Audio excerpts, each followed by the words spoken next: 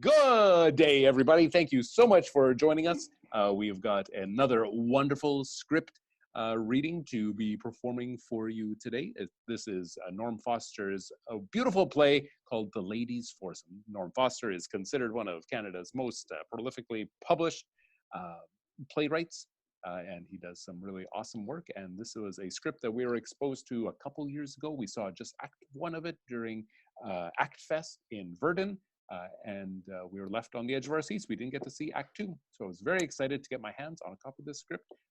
And it's a wonderful little script. So we're fortunate to be able to read it for you here today. I've got 4 lovely ladies reading the script for us today.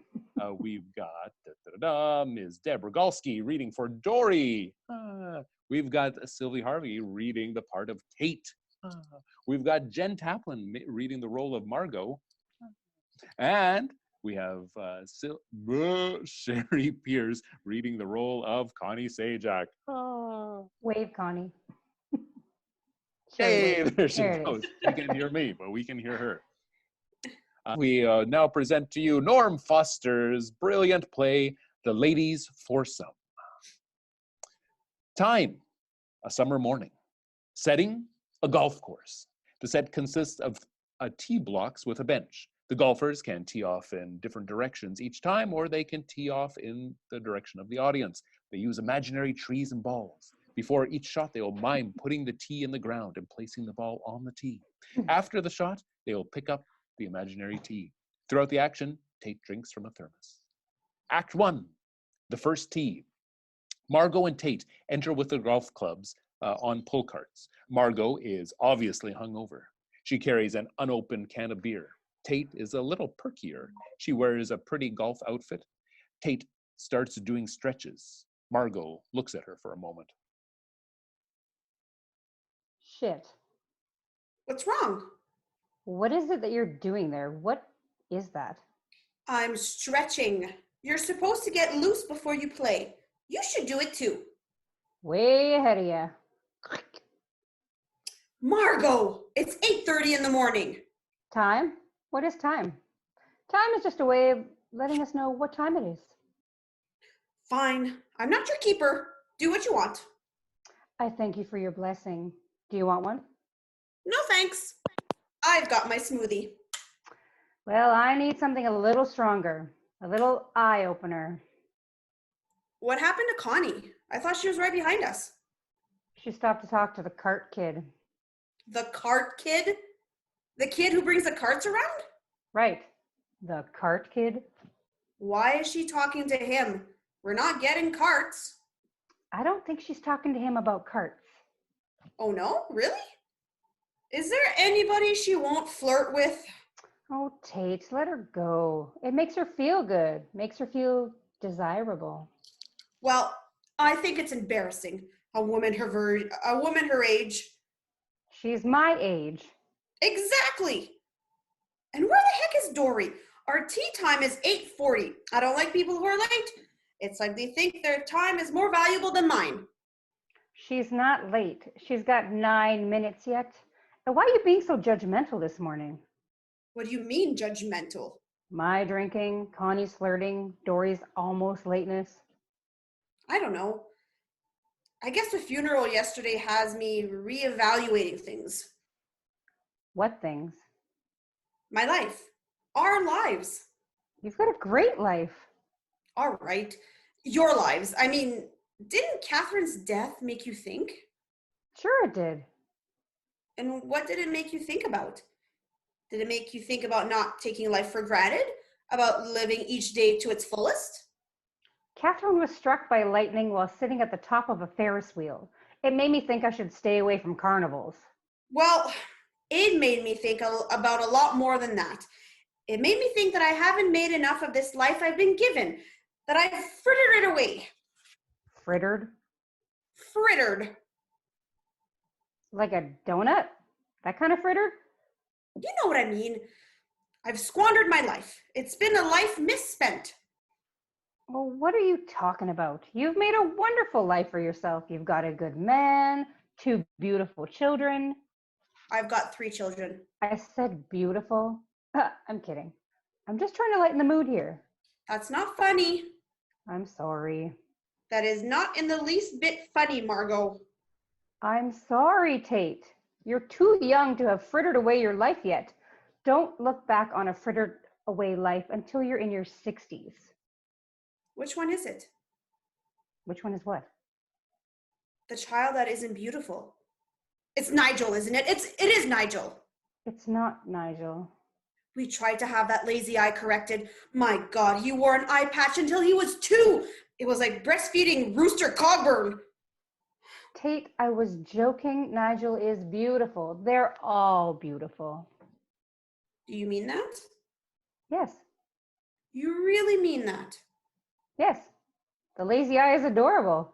Keeps people guessing. Is he looking at me? That is one cute little piece of manhood. I'll tell you that for nothing. Yes, ma'am, I'd give him a tumble. He's half your age. Then I'll give him 2 tumbles. Connie, can I ask you something? Sure. What do you think of my kids? What about your kids? I said something as a joke and Tate took it the wrong way. Oh, Tate, you can't take anything Margot says seriously. She's jaded. You've got 2 beautiful kids and Nigel. Be happy. So where's the new girl? What's her name? Dory, she's not here yet. She's late. She's not late. She's still got 6 minutes. I was almost late myself. I had to drive all the way across town this morning to change. All the way across town from where? From this guy's place. What guy? You met a guy? I met a guy When? yesterday. Yesterday? We were all at the funeral yesterday. Yeah, You met a guy at the funeral? that's right. You picked up a guy at the funeral and you slept with him?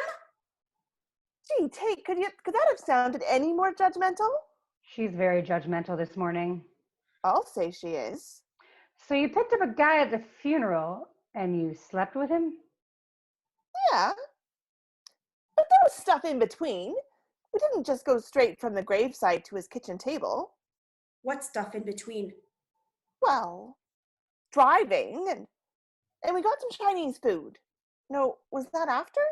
Or was it during? It was a kitchen table. I don't know which showed up when. What? Which guy was it? Ben.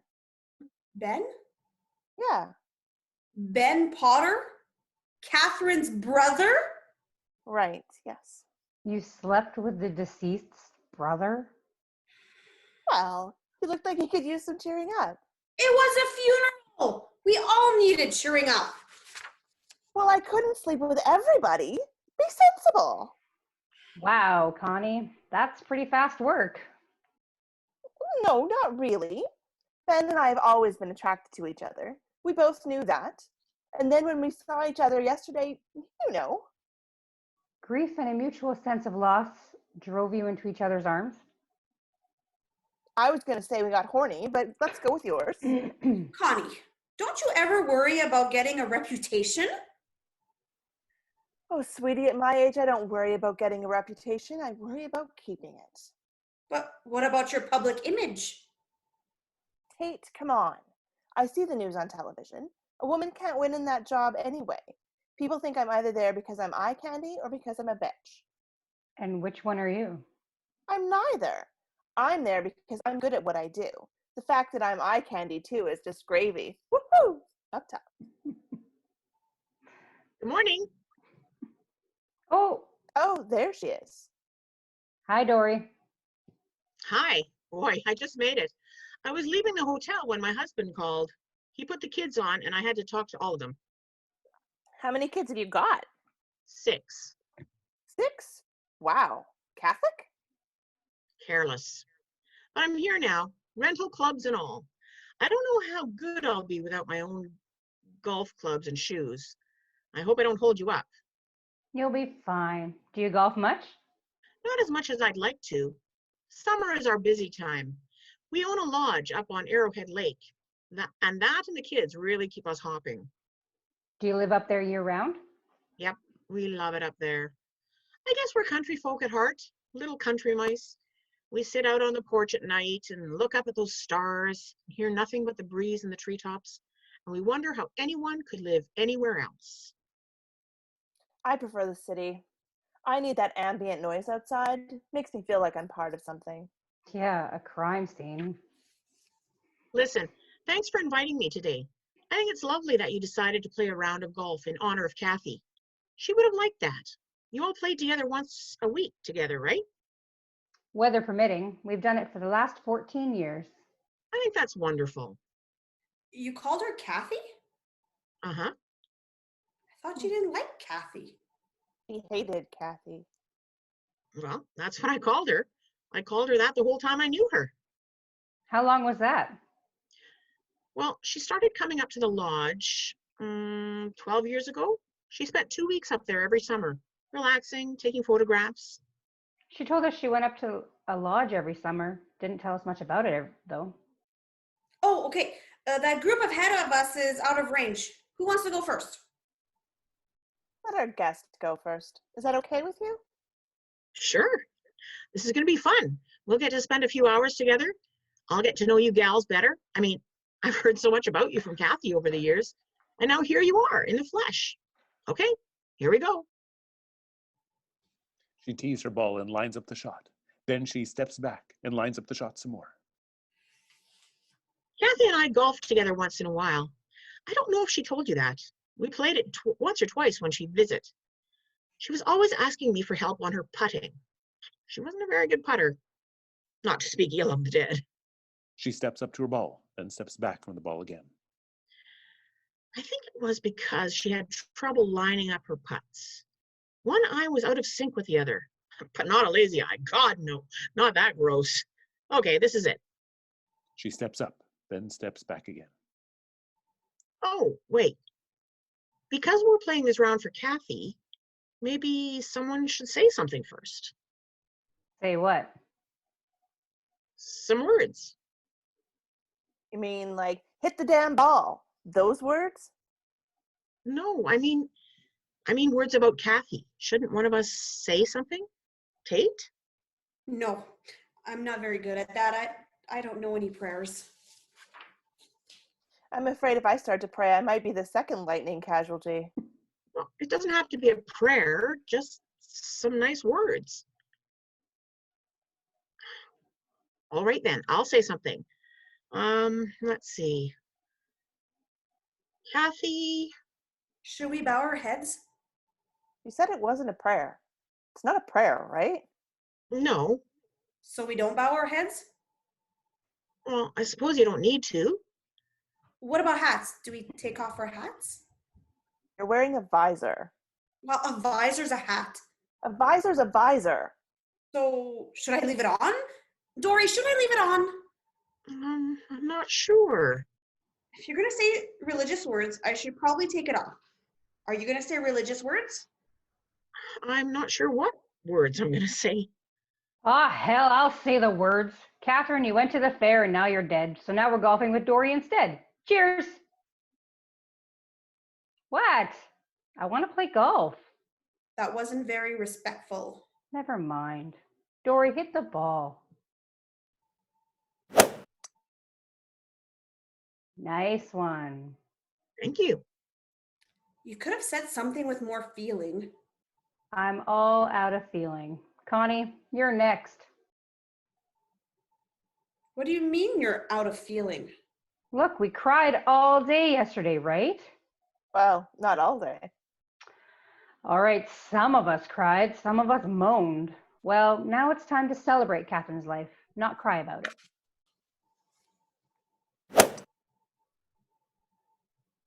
Beautiful shot. It'll do. All right, Tate, you're up. I just think the mood should be a little more somber, that's all. We're playing golf. We'll all be somber soon enough. I think Margot's right. I think Kathy would want us to enjoy ourselves today and remember her fondly. I just don't want her to think that we've moved on from our grief too quickly. She is gone. She's not thinking anything. Now hit the ball. It still seems a little cold to me. I'm sorry. I just don't like to dwell on the negative. We've all had tragedy in our lives, and Catherine's death was a great tragedy. We deal with it and we move on. We don't let the heartbreak consume us.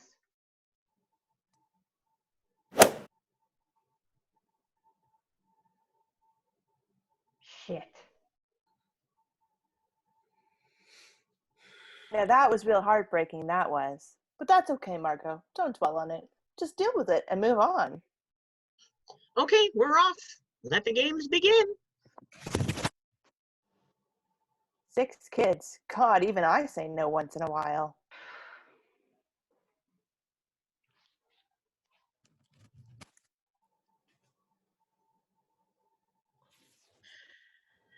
Kathy was great with my kids. They loved her. She would have made a wonderful mother. So, 6 children, huh? That's right. Are they all beautiful? They sure are. All of them? I mean, you don't have one that might be a little less beautiful? Average, even? Oh no. As parents, we find all of our children beautiful, right? Uh-huh. Birdie gets the honor. Yes, that was a nice putt, Dory. I got lucky. Well, don't expect that to continue. This is a pretty tough course. So is Dory short for something? Yeah, Doris. I was named after my grandmother on my mother's side, but my father didn't like Doris, so he called me Dory. I don't mind Doris. No, not the name. My father didn't like Doris, my grandmother.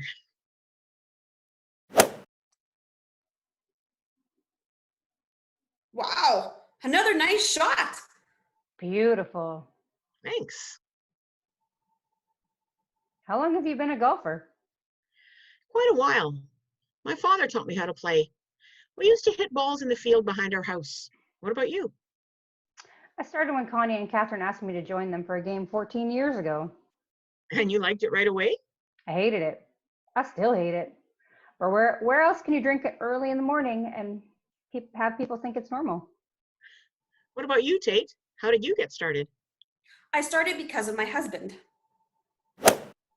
Ooh, very nice shot. Your husband? Yeah, Bobby was always trying to get me to play golf, and I was always trying to get him to go scuba diving, one of my passions. He said, if God wanted me to go underwater, he would have given me gills. And I said, well, if God wanted me to golf, he would have given me balls. So we made an agreement. I'd try golf and he'd try scuba diving. I liked golf, and he almost drowned. Ooh, you got all of that.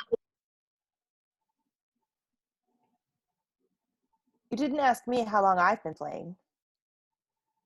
Oh, I can tell. You've been playing for a long, long, long time. Really? Long time. How old do you think I am, anyway? I don't mean because of your age. I meant because of your prowess. I mean, you don't hit a shot like you just hit unless you've been playing for a long, long, long time. Uh-huh. Many, many, many years. What are you waiting for? Nothing. Just enjoying the moment. Shit. That's all right. You're only a chainsaw away from the fairway. So, do you girls ever play for money? Play what for money? Golf?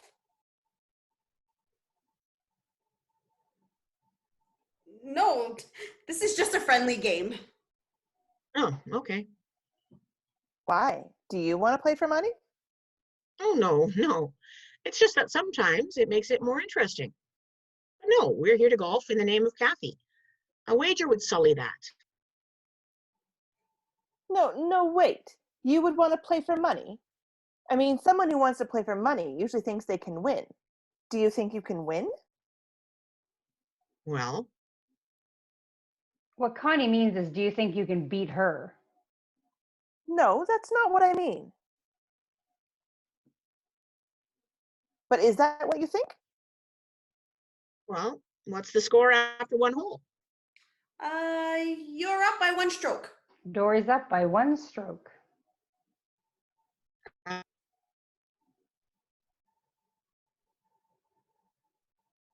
All right, let's play for money then. No way. No. Margot and I aren't in your class. We wouldn't stand a chance. Tate's right. Besides, I don't come here to bet on golf. I come here to drink. We'll play teams then. Best ball. Each team takes a better shot of the two, and you play from there. How much are we playing for? $1 a hole? Well, that's fine, but one team wins a hole, the other team wins a hole. It doesn't add up. You end up winning $2 or $3 in total. Well, how much do you want to play for? Why not just a lump sum? We each throw in some money in the pot, and the winning team splits it at the end. How much money? $500 each. 500. I don't have $500. Where am I going to get $500? Your husband's a surgeon. Oh, that's right. I'm rich. Yay. All right, $500 it is. What will the teams be? Well, Doris and I will be on opposite teams because she obviously thinks she can beat me.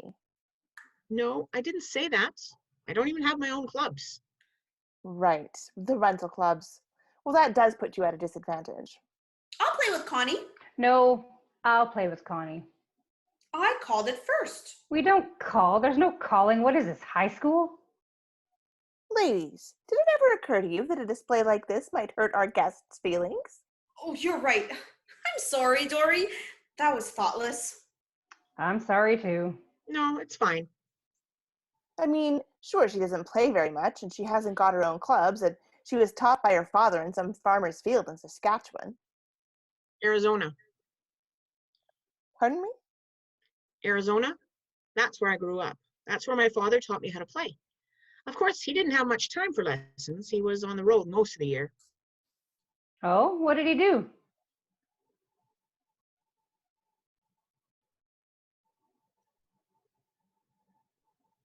What tour? The PGA Tour, David Lakeside. Maybe you've heard of him? What's the PGA Tour? The Professional Golfers Association Tour? Your father was David Lakeside? Is David Lakeside. That's right. He won the Canadian Open. Twice. I'll play with Dory. No, I will. I had her first. No, you didn't. Me too. Ladies, did it ever occur to you that a display like this might hurt my feelings? No. No. Tate, you're on my team. Why? Because you're the weak one and I'm cutting you from the herd. Now let's go. Wait a minute. Let's not play for money. It's already changing the complexion of the game and not for the better. Let's just play for lunch. Lunch? Yeah. Losing team buys the winning team lunch after the match. All right, I'll go for that. That sounds very civilized. Dory, how's that sound to you? Good. Fine. Lunch it is. And it starts right now on this hole. The last one doesn't count, right? Right. Good. Come, Tate, I'm counting on you for the short game. What's that? The short game. Putting, chipping. Oh, You've played with us for 14 years and you don't know what the short game is? how would I know that? We don't talk about golf out here. We talk about everything but golf. She's right. Damn, she is right. We'll pull it together because today we focus on golf. Are we going to lose? No, we're not. What's chipping? Connie seems kind of competitive. Oh, she's competitive, all right. What happens when she loses? I don't know. She's never lost. What? Not once. The whole time we've been playing, Tate or I, or Catherine, for that matter, have never scored better than Connie. Wow, that's quite the streak. Sure is. 14 years. Whoa. Maybe I should let her win then. What do you mean? Well, if she's that used to winning and you're used to losing, maybe we should just keep everything status quo. Why upset the apple cart? Never thought about that. It's probably a good idea. But no, kick her ass. The third tee.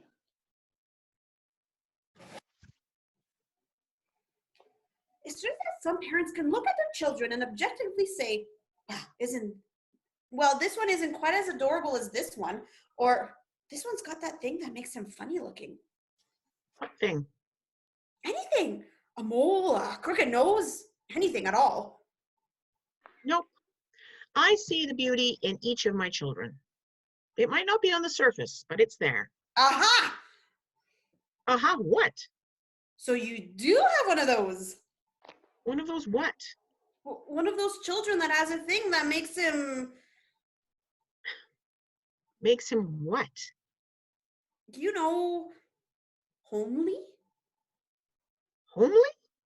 Oh, God. I'm an awful mother. Oh, Tate, cut it out. I am. That child came out of me and I talk about him like that. Shame on me.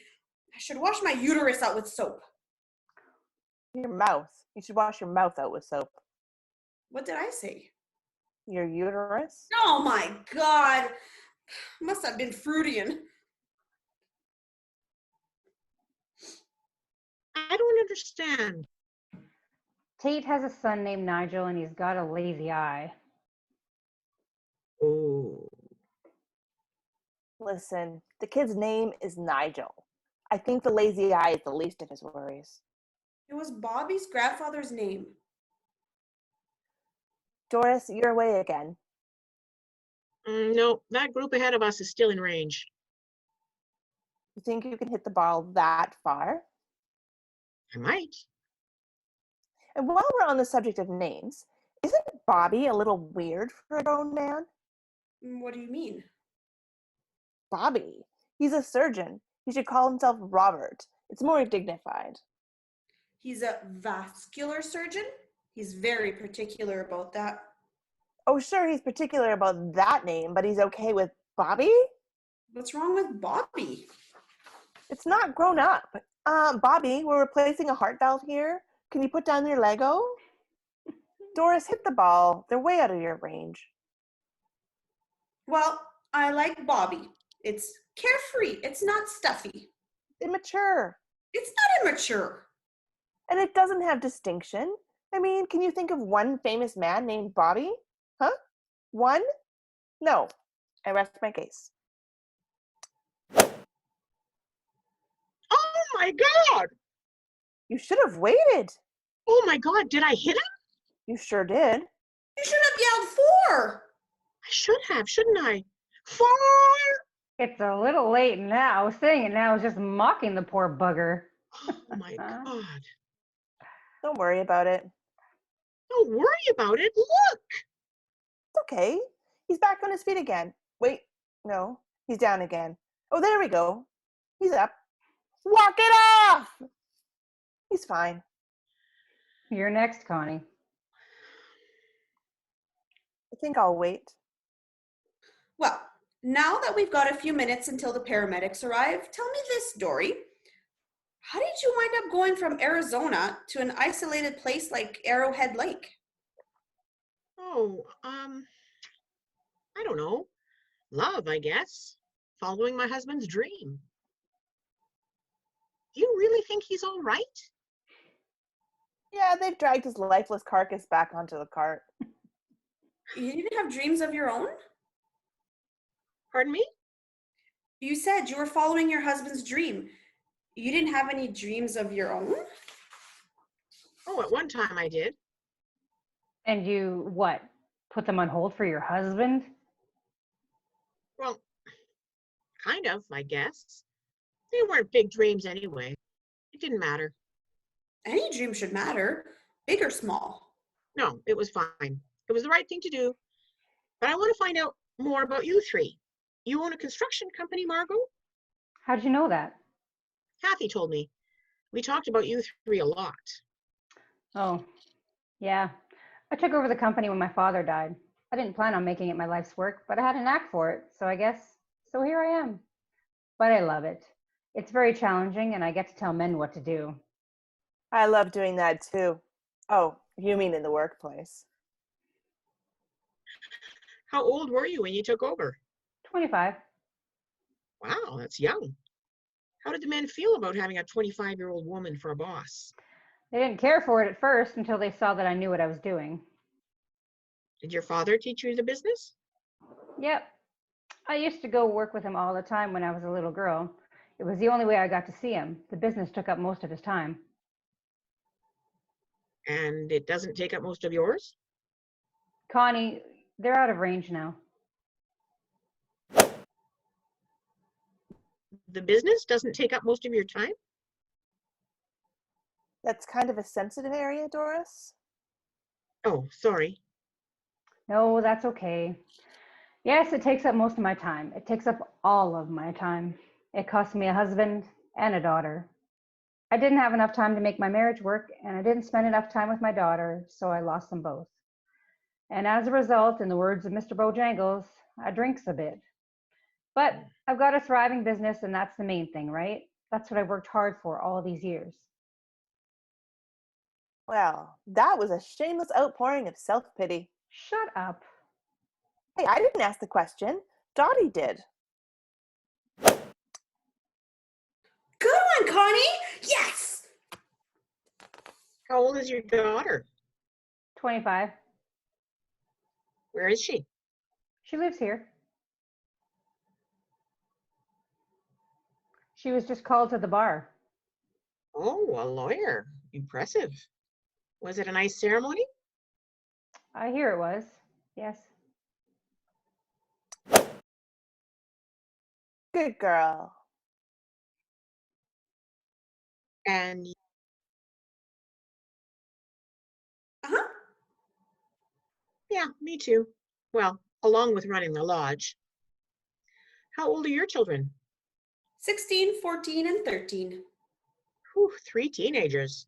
Right? The first sign of the apocalypse. How old are yours? My oldest is 12. And the rest? The rest are just a blur. They were coming out so fast. I felt like the ball machine in a batting cage. So you have 6 kids, and the oldest is 12. So you've had a baby every 2 years? That's right. After the last one, I wondered if these legs were ever going to close again. And that's when I insisted that my husband get a vasectomy. How'd your husband feel about that? Not too thrilled. Men are such babies about that part of their anatomy. Well, I think it depends on if you're going down there with good intentions or not. They don't want anyone taking sharp implements down there. It's a good bargaining tool, though. Pardon the pun. Bargaining tool how? Well, if you want something badly enough and your husband is digging his heels in, you just tell him the vacation is off. What vacation? You know, you won't be going south. Oh.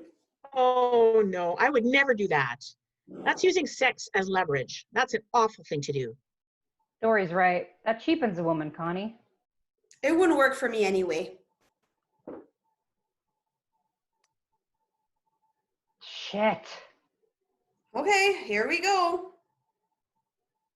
Wait. What do you mean it wouldn't work for you? Well, it just wouldn't. Bobby doesn't put that high value on sex. Wait. What do you mean? You mean he doesn't enjoy it? No, I didn't say he didn't enjoy it. It's just not a priority in our marriage. So you don't do it a lot? I didn't say that. You're telling us this now? We've played together for 14 years, and only now you're telling us that your sex life is in a shambles? Like, I've been joking about this for years. My sex life is not in a shambles. My sex life is fine. Fine. Just fine. That's not good. Definitely not good. And Doris is an expert. Apparently she and her husband have sex at the drop of a, Well, whenever she drops something. You see what I've been missing out on? Our sex life is healthy, thank you. What's healthy to you? How many times a week? I don't know, once Once? in a good week. That's not healthy. That's malnourished. It's sickly. It's on life support. Now, wait a minute. You two don't even have men. You can't judge how healthy once a week is in a marriage. I think she might have a point there, ladies. We've both been married. We can base it on that. And Vic and I used to do it 4 times a week on average. Larry and I only did it once a week, You see? then 4 times a week after we got divorced. So what's the problem with you and Bobby? There is no problem. Do you enjoy it? Is it good for you, Sure, for the most part. Tate? Well, it's just that he's a doctor. The sex is very clinical. It's like he does this, and then I do that, and then he does this, and I do that, and then he does this, and I fake that. Does he ever do that?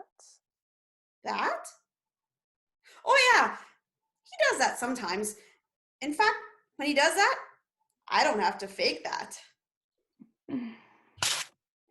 I hear that. The fourth tee.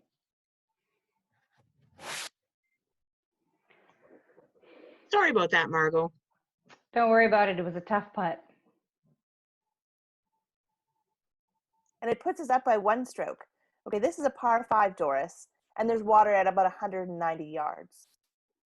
Got it. Oh, guess who I saw on the way over here this morning? Kathy's brother, Ben. Really? I was at a stoplight and I looked over, and there he was in the car beside me. He seemed to be in good spirits, too. In fact, almost too good. He was singing along to the radio, playing the air drums. He seemed quite happy. Well, some people overcome grief in different ways. So, Doris, I'm curious. Yes? Well, on the last tee, you asked about Tate's employment situation, stay-at-home mom. Because I'm rich. Yay. And you mentioned Margot's construction business. Yes. I'm very impressed by that. A woman running a construction company? Very impressed. Thank you. Yeah, that's lovely. But you didn't ask about me. Are you feeling left out, Connie? No, it just seems odd to me that you wouldn't want to know what I do for a living. Oh, I know what you do for a living. You do? Well, of course. I mean, who doesn't know Connie Sajak, the region's best news anchor? Well, better know if I'm the best. Well, that's what your ads say. Connie Sajak, the region's best news anchor. Isn't that what they say? Yes, that's what they say. And they wouldn't lie, would they? I mean, it's television.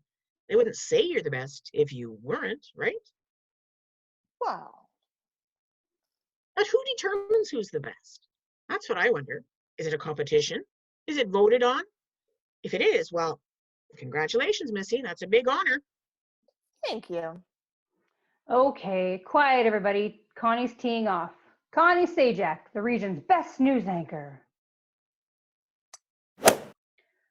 Soon to be the region's wettest news anchor. So, how do they determine that, Connie? Who the best anchor is, I mean. It's just a promotional ad, Tate. It doesn't mean anything. So you're not the region's best news anchor? I mean, they shouldn't be able to say that if you're not. That's false advertising. Well, maybe I am the region's best news anchor. The ads don't say maybe. The ads say you are the region's best news anchor. Just hit your ball, would you? Ooh, that's not bad. Sorry, Connie. I didn't mean to open up a can of worms. Fine. I mean, I don't know who's the best. I never watch you, so I can't judge. Of course. I guess you don't get us way up there on Arrowhead Lake. No, we get you. Great shot, Dory. It wasn't that great. No, I just meant the shot you took at Connie. Well, I think you're the best, Connie. Bobby and I watch you in bed every night. Thanks, Tate. Now I'll be picturing you and Bobby in bed while I'm reading the news. Thanks a lot. What's wrong with that? Yeah, it's not like they're having sex while they're watching. Once a week they are. You'll just have to guess which night that is. Friday. Shit. So how did you get into television? I studied journalism in university. I was a reporter overseas for a while working with my husband. He was a cameraman. And then I got offered the anchor job, so I took it. Oh, good. So now I know everything about your employment situation too. You don't have to feel left out anymore. Okay, here's where we make our move, Margot. How much do you think she knows about us? Why? Well, she knew Catherine for 12 years, and she says Catherine talked about us. So? So wouldn't Catherine have told her what happened? I don't know, maybe not. I'm just wondering how many of these questions are genuine and how many of them are trying to catch us in lies. Why would she want to catch us in lies? I don't know. I haven't thought that far ahead. No, I think she's genuinely interested in getting to know us better. She feels that we have a common bond in Catherine, and she wants us to all be friends. Maybe. I'm sure of it. We'll see. And I think she genuinely wants to know who decided you were the region's best news anchor. Never mind. I'd like to know too, Missy. The fifth tee.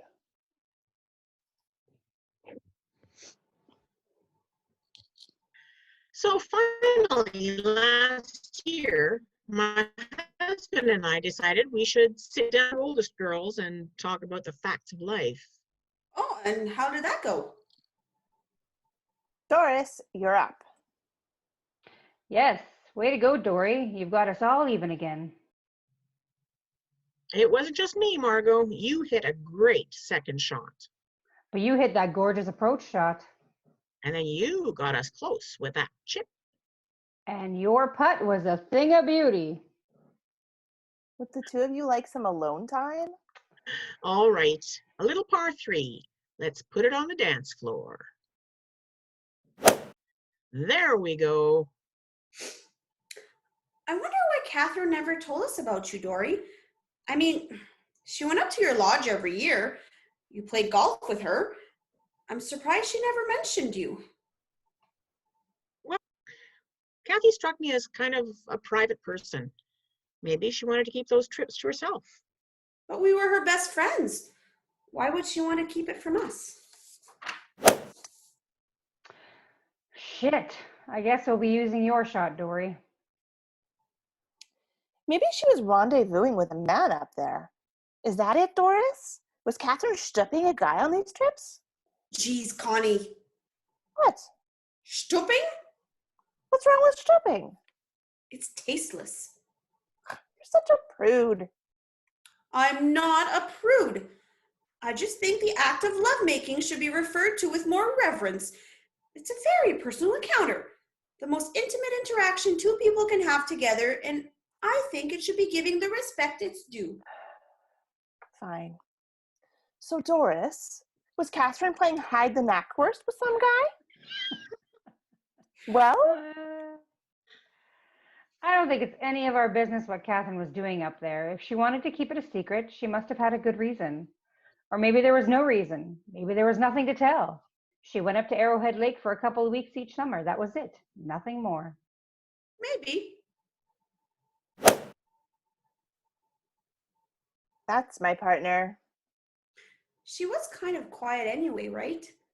School teacher. Never made any waves. Always on an even keel. Everyone liked her. There's never any drama in her life. She never went through a divorce, never had family problems. And she never had to worry about money after she won the lottery. What? Kathy won the lottery? 5 years ago. $500,000. Wow, she didn't tell me about that. And it was the first time she'd ever bought a ticket. Really? Yep. Wow. Yeah. Catherine was always the lucky one. Well, apart from the lightning strike. So she didn't tell you about her lottery win. Oh, didn't say a word. Hmm. And she didn't tell us about you. Strange. It's like she was leading a double life. Well, I wouldn't go that far. She had some secrets. So what? Everybody's got secrets. Margot's right. We're here to celebrate Kathy, not to cast aspersions. What secrets do you have? What? You said everybody's got secrets. So what secrets do you have? I wasn't talking about me in particular. I was talking about people in general. As a whole. As a whole, we have secrets. Oh my God. What? You do have a secret. No, I don't. You do. She does have a secret. Do you, Margot? No. Margot, come on. I'm a stay-at-home mom staring at a lazy eye all day and sleeping with a man who doesn't give a sweet fig about sex. Now throw me a bone. All right, I've got a little secret. That's better. What is it? It's nothing. I'm seeing somebody. That's all. Seeing somebody? You mean a man? Yes, a man. Romantically? Very much so. Well, bend me over and call me Spanky. Is that so hard to believe? No, I'm very happy for you. Congratulations, Margot. I think it's wonderful. Thank you, Dory. So, who is it? Just a guy I met through work. A construction guy? Does he wear a tool belt? I love tool belts. All the stuff that's on there, like the ball peen hammer and the screwdriver, and they all jiggle when he walks. He's not a construction guy. He owns property downtown. We're doing a job for him. Oh, a property owner. Nice. How long have you been seeing him? Not long, about a month. And now for the big question. What's that? Have you, you know. Have I what? Stooped him? I'm not going to answer that. That's personal. So you have. I said I'm not answering that. So you haven't. Connie!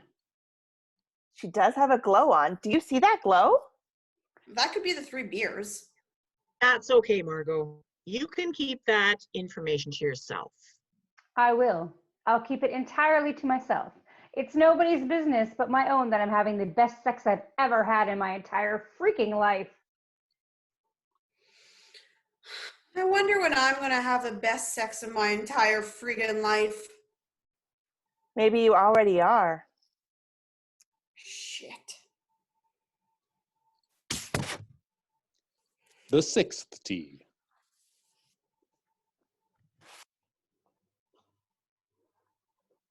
I think my underwear's on backwards. Do you ever get that feeling? It's like I'm walking one way and my underwear is walking in an entirely different direction. That's what happens when you dress in the aftermath of passion. Well, you would know once a week. Okay, we tied that hole. Gidget, you're up. Do you guys believe in life after death? Yes. No. Maybe. No, I think if you start to believe in life after death, then you won't make the best of this life because you figure you're going to get another chance later on. This is it, girls. You're one shot. You've got to live in the here and now. The older I get, the more I want to believe in it. It's like Connie says, I want another chance at life because I haven't done so well with this one. You've done fine in this one. You've built up a good business. You've got a new man. But I failed in a couple of very important areas. Plus, I don't like the finality of death. That's an awful thought. Nice.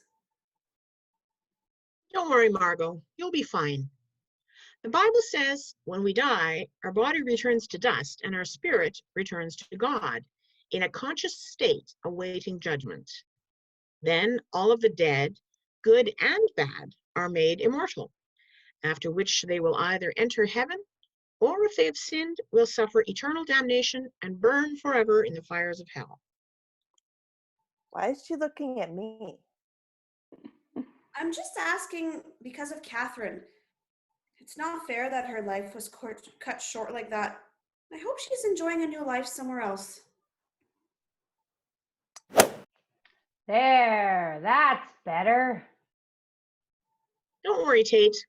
Kathy is one of the good ones. I'm sure she's in heaven as we speak.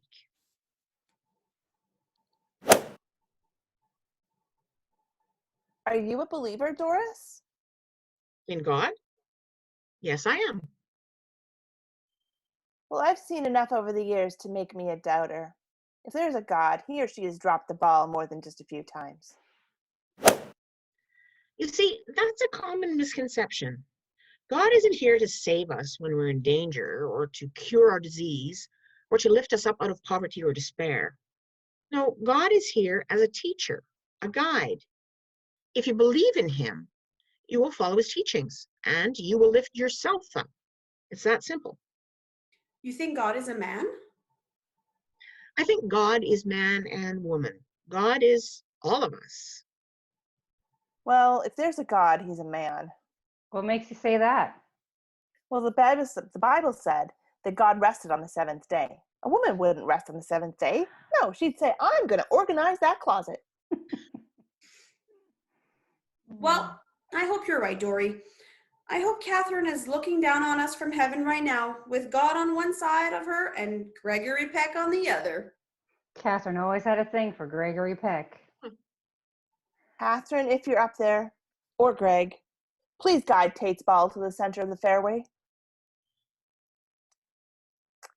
Oops, I guess Catherine and Gregory are otherwise engaged. Oh, Tate, don't cry. It wasn't that bad of a shot. Yeah, come on, Tater, we'll find it. Of course we will. Oh, it's not a shot. Completely. I miss Catherine. I miss her terribly. I mean, this is where I saw Catherine most often. Out here on the golf course. It doesn't seem right being here without her. Dory, it's nothing against you. You're a very nice woman and you dress impeccably. I just miss Catherine so much. Oh, baby, that's okay. We all miss her. I understand how you feel, Tate. Kathy was an important part of your life. Without her, an essential piece of your existence is missing. Why did she have to die? Why did God have to take her? Why couldn't he have taken someone else? Someone who wasn't as nice or as caring or as wholesome. Why is she looking at me? It's been said that God takes the good ones first, so that he'll have someone to chum around with up there. That's a nice thought. It's a very nice thought. Do you feel better now? A little bit. Good. Do you really think we'll find my ball? Of course we will. Really? No, dear. There isn't a chance in heaven or hell. So that it'll have someone to chum around with up there. Where'd you hear that? Hallmark? I made it up. Just now, on the spot. It made her feel better, didn't it? That's pretty crafty. Just trying to help a friend. Got my eye on you, Doris. These are definitely on backwards. The seventh tee.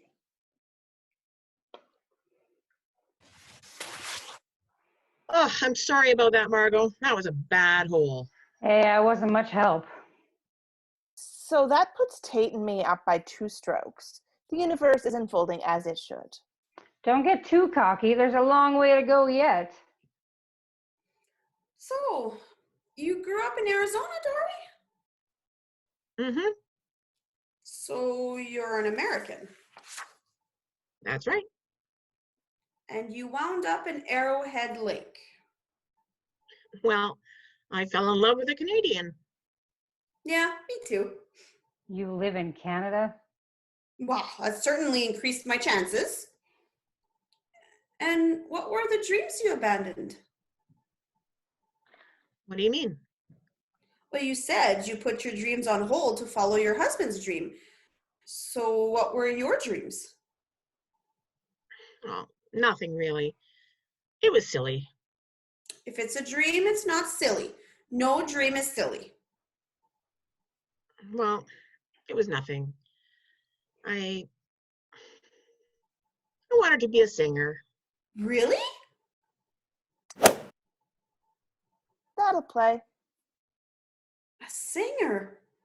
Well, it's too bad you never got to pursue it. Oh, I pursued it. In fact, I was a singer before I got spirited away to Arrowhead Lake. Well, that didn't sound right, did it? It sounded like I didn't want to move up there. Did you? I was in love and completely open to any proposition that would strengthen and enhance our relationship. So you didn't want to move? It was the right thing to do. You were making your living as a singer? Yep, I was singing in Las Vegas. That's where I met my husband. He was the sound man for the show I was in. And after about a 10-month courtship, we got married. And how long after that did you get spirited away? Not long. You must have been awfully young when you were working in Vegas. 22. And you were making your living as a singer at that age? You must have been good. They said I had talent. They said I had a bright future, and I was going to set the music world on its ear. And you gave it up for Arrowhead Lake? It was the right thing to do.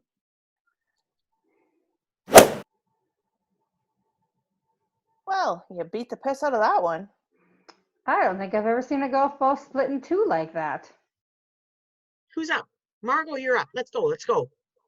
Yes, ma'am. So, it was your husband's dream to own a lodge in Canada? Yep. Way up there in the middle of nowhere. Uh-huh. And you gave up your dream of becoming a world famous singer for that? I sure did. Wow. So, tell me this. Kate, What? I'm about to hit. Oh, sorry. Oh, good one. So, tell me this. Tate, What? it sounds to me like Dory doesn't want to discuss this matter any further. Really? No, it's fine. She says it's fine. So, tell me this. Tate, I don't think it's fine. It's fine. There's a mutilated golf ball out there that says it's not fine. It's okay. Really. What is it, Tate? What else do you want to know about my idyllic life up there on Arrowhead Lake?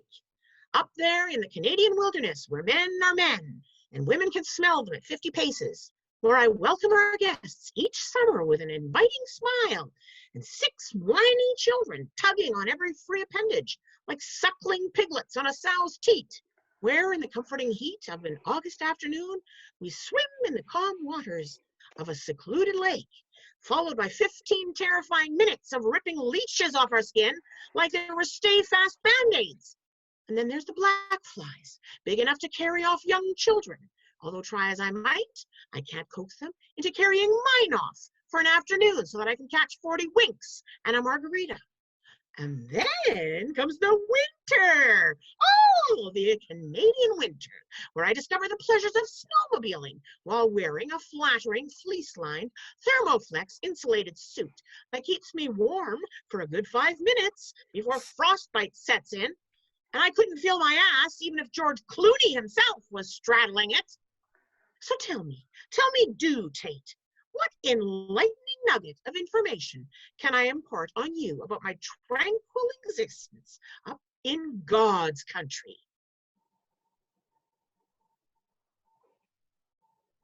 What about sitting on the back porch watching all those stars? Screw the stars! The eighth tee. Well, I don't see what's wrong with it. I just think they give young girls the wrong idea. How? Because they tell them they're going to all be rescued by handsome princesses, and the only thing they have to do is sit by a pond and look pretty. What does a pond have to do with it? Isn't that what princesses do? Sit by ponds and look at the reflections in the water while they're waiting for their handsome prince to ride in. My daughters liked princesses when they were younger. Mine too. And they turned out fine. They're independent. They stand on their own 2 feet. Princesses are wonderful. They're fairy tales. Children need to get lost in fairy tales once in a while.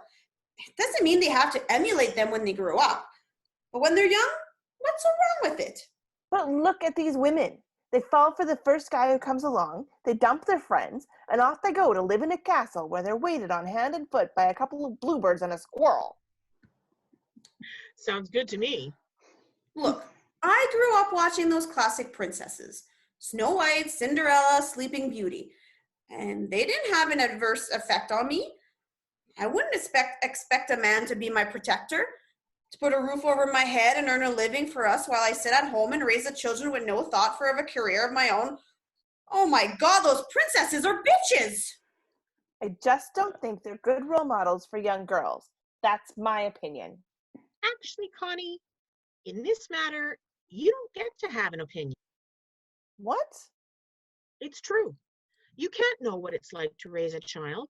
No one knows unless they've had a child. It is an experience that is like no other, in both good and bad ways. You just can't understand. All right, so I don't get an opinion. Fine. But Margot has a daughter. She gets an opinion. Margot, what do you think? You're really going to ask me this question? Why not? All right, so your daughter and you are estranged. That's old news.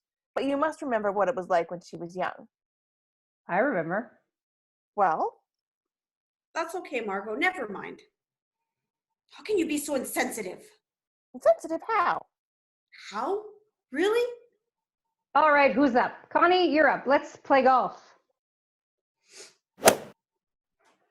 Was I being insensitive, Margot? Yes. I was? Yes. Oh, I had no idea. Of course you didn't. That's what insensitive means. Oh, right. Tate, I'm sorry Sorry about what? about my outburst on that last hole. You were just making conversation and I lashed out. I'm sorry. It's already forgotten. I appreciate that. Oh, that's a dandy. Hold your applause. Belle was a good role model for young girls. Who? Belle from Beauty and the Beast. She wasn't superficial. She loved a man even though he was physically repulsive. She didn't marry him until he turned into a handsome prince. Okay, she was a bitch too. All right, Margot, we're 2 strokes down. We've got to make a move right now. We just need one of us to put it out in the fairway somewhere and we're all set. There we go. That'll do. Okay, Margot, let out some shaft. That sounds dirty, doesn't it? Let out some shaft. Well, it's not dirty. It means that you... We know what it means, Doris. I don't know what it means. I'll explain it later. And it's not dirty? No. Then I don't care. Oh, good shot, partner. Stephanie and I used to watch those movies, those princess movies. We used to watch them all the time. Well, she'd watch them. I would usually get home when the movie was half over, and so I'd watch the second half with her. That is, if I didn't fall asleep on the couch, of course. And on weekends, we'd watch them in the morning until I had to go to work. So I'd get to see the first half of them then. I watch so many of those movies out of sequence, and I'm not sure what happens in which one. So I guess I don't have an opinion either, because I don't know what my daughter thought of them or how they influenced her life or didn't influence. I could ask her, but as you know, we don't speak. Why did she have to bring up her daughter? You know better than that. Connie, wait. I think I should go comfort my friend, Doris. No, just wait for 1 second. What do you say you and me put a little money on this game? What do you mean? You and me? We won't tell the others. Your team against my team. Just to make it interesting. How much? What we originally decided on. $500. You're 2 strokes down. You really think you can win? Win? I just want to make it interesting. Yeah, you keep saying that. So? All right, you're on. Good. And it's just a bet between you and me. Right. Okay. Good. Can I go now? Yes. Run. Off you go. All right. That's better. The ninth tee. How could you miss that putt, Tate? You missed it too. Yeah, but I went before you, and so you should have gone to school on mine. I don't know what that means. It means we're only up by 1 stroke now. So what? We're still winning. Does anybody want to stop for a sandwich at the turn? Oh no. I don't want to spoil my appetite for that big lunch I'm going to be treated to. Hey, it's not over till the fat lady sings. And that would be Mrs. Mendelssohn on the foursome behind us. Oh, guess who was at my yoga class yesterday? Rachel Borland. Oh, I haven't seen her in a while. Rachel used to be a member here, but then her and her husband joined the swankier club in town. They're social climbers. Always have to outdo everyone else. Anyway, it looked to me like Rachel has had some work done. Really? What kind? Well, it was hard to tell. I don't know if it's a face job that's pulled her boobs up or a boob job that's pulled her face down. Either way, she's been ironed and fluffed. I'll bet that was her husband's idea. Carl, why do you think that? Oh, he just strikes me as that kind. If Rachel didn't get some touching up, he'd probably go find a newer model. I don't know. I think we underestimate men sometimes. They're not all looking for the newer, younger versions. Maybe that's just what they want. Maybe that's what you want to believe. I do believe it. I like men. I love men. And I couldn't love them if I thought they were all that shallow. Well, a lot of them are. Would you have work done if Bobby asked you to? No. And Bobby would certainly know the surgeons who could do it properly. But I'm happy with the way I look. Maybe you won't feel that way in 10 years. Or maybe Bobby won't. Well, call me an idiotic romantic, but I want to think that we'll grow old together, warts and all.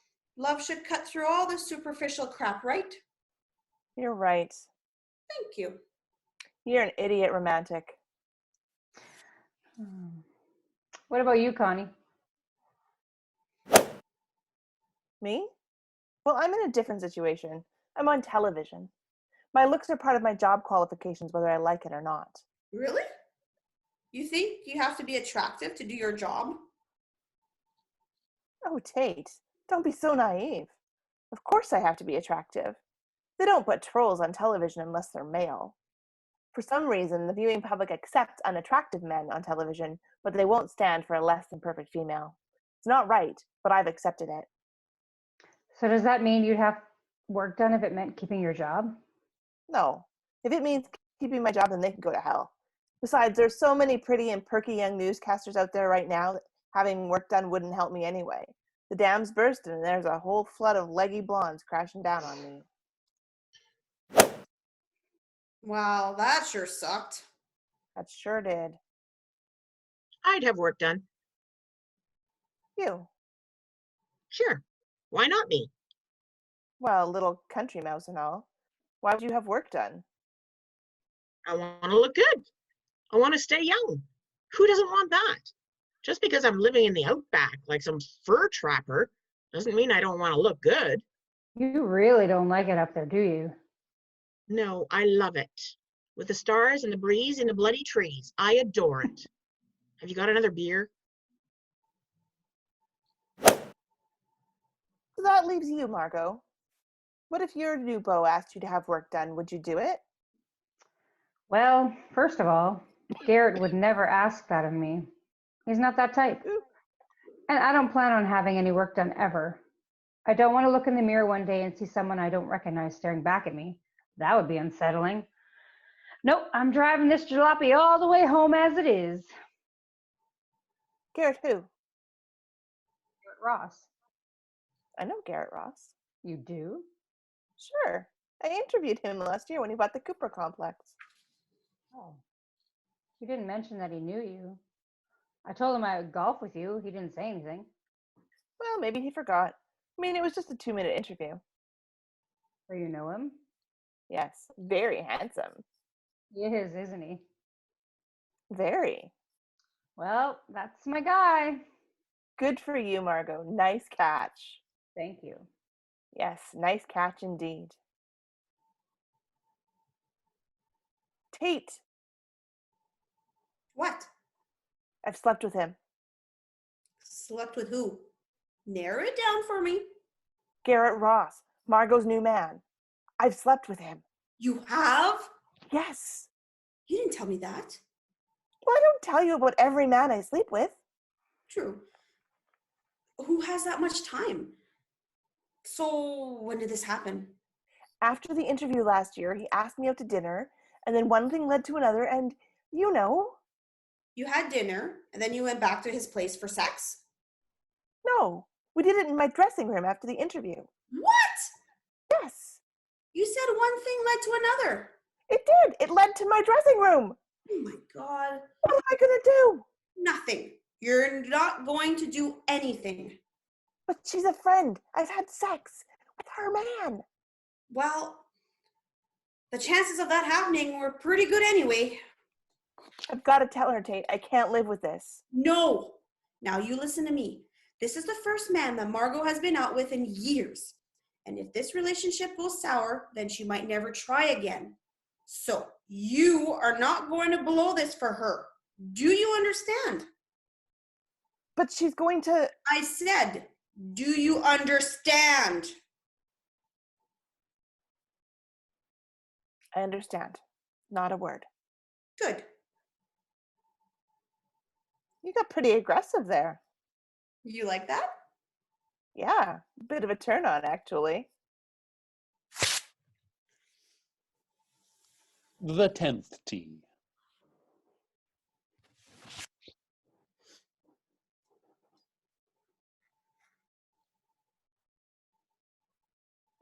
Where'd you go? I topped up my smoothie. I've got a jug of it in a cooler in the car. You've become quite that little health nut, haven't you? We only get one body. We've got to take care of it. Look at this. They've tied us now. We had them by 2 strokes. Dory's a good player. She's making some great shots. Well, then we've got to start making better shots, don't we? Oh, so we lose. So what? We're only playing for lunch. We think so, huh? Well, what else are we playing for? Pride. We're playing for pride, too. Pride? Connie, I've lost to you every time we've played for the past 14 years. I have no pride out here. I'm used to losing. You know what they call people who are used to losing? I know what Bobby calls them. The Maple Leafs. They're called losers. Now let's get it together. What's so funny? Oh, there's a condom dispenser in the ladies' room. Why is there a condom dispenser in the ladies' room on a golf course? What happens out here anyway? It's for members' night. Members night. Classy. We have a dispenser in the washroom at the Arrowhead Golf Course, too, for bear repellent. Oh, God, I hate it up there. Dory, you're away, seeing as how we won that last hole. Alrighty, here we go. I'm so glad we're doing this. This is fun.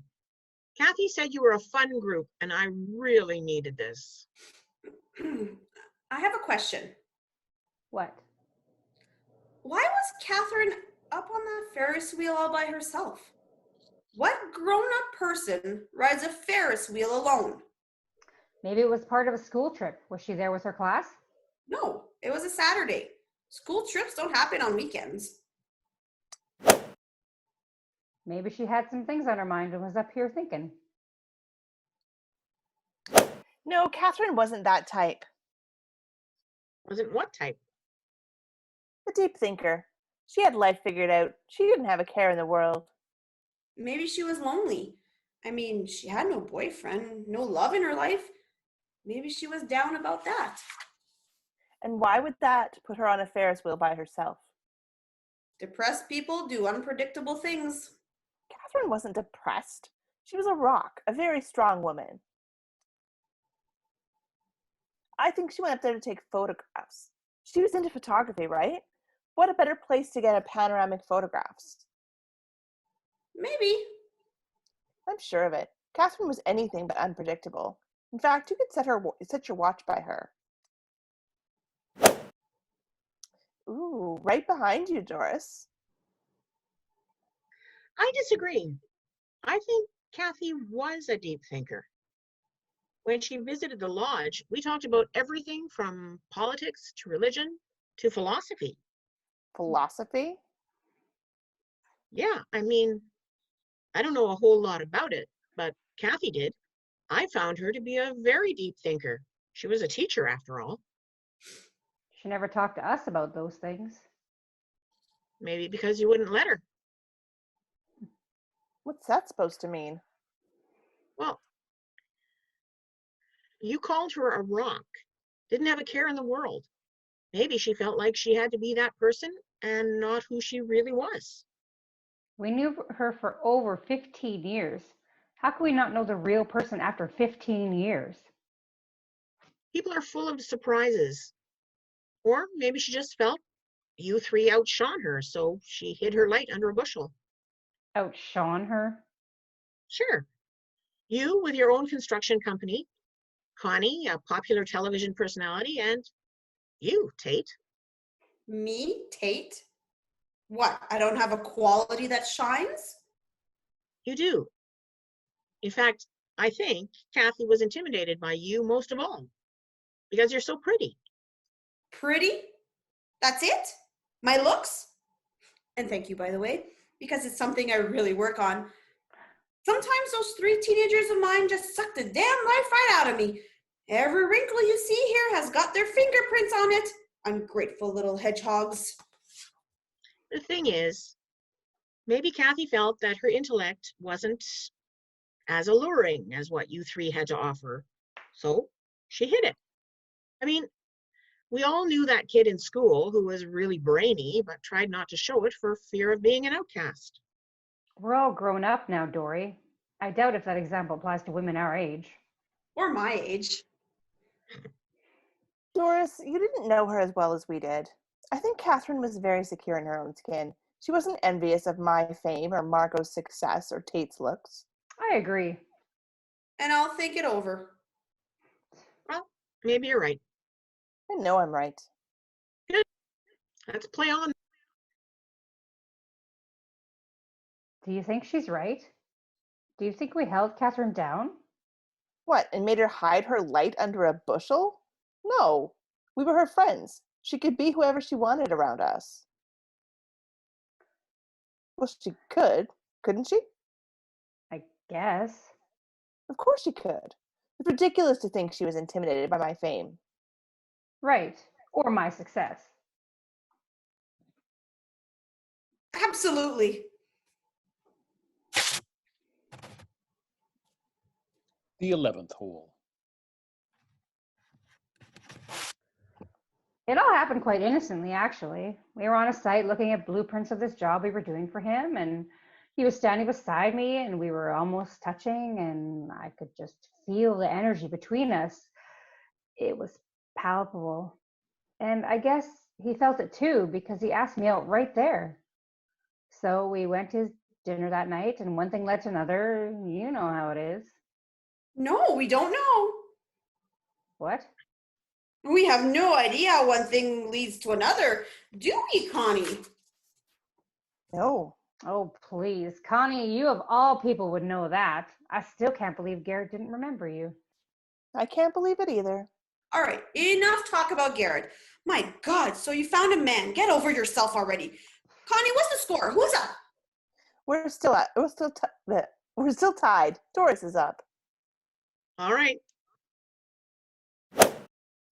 So, Margot, what does your ex-husband do?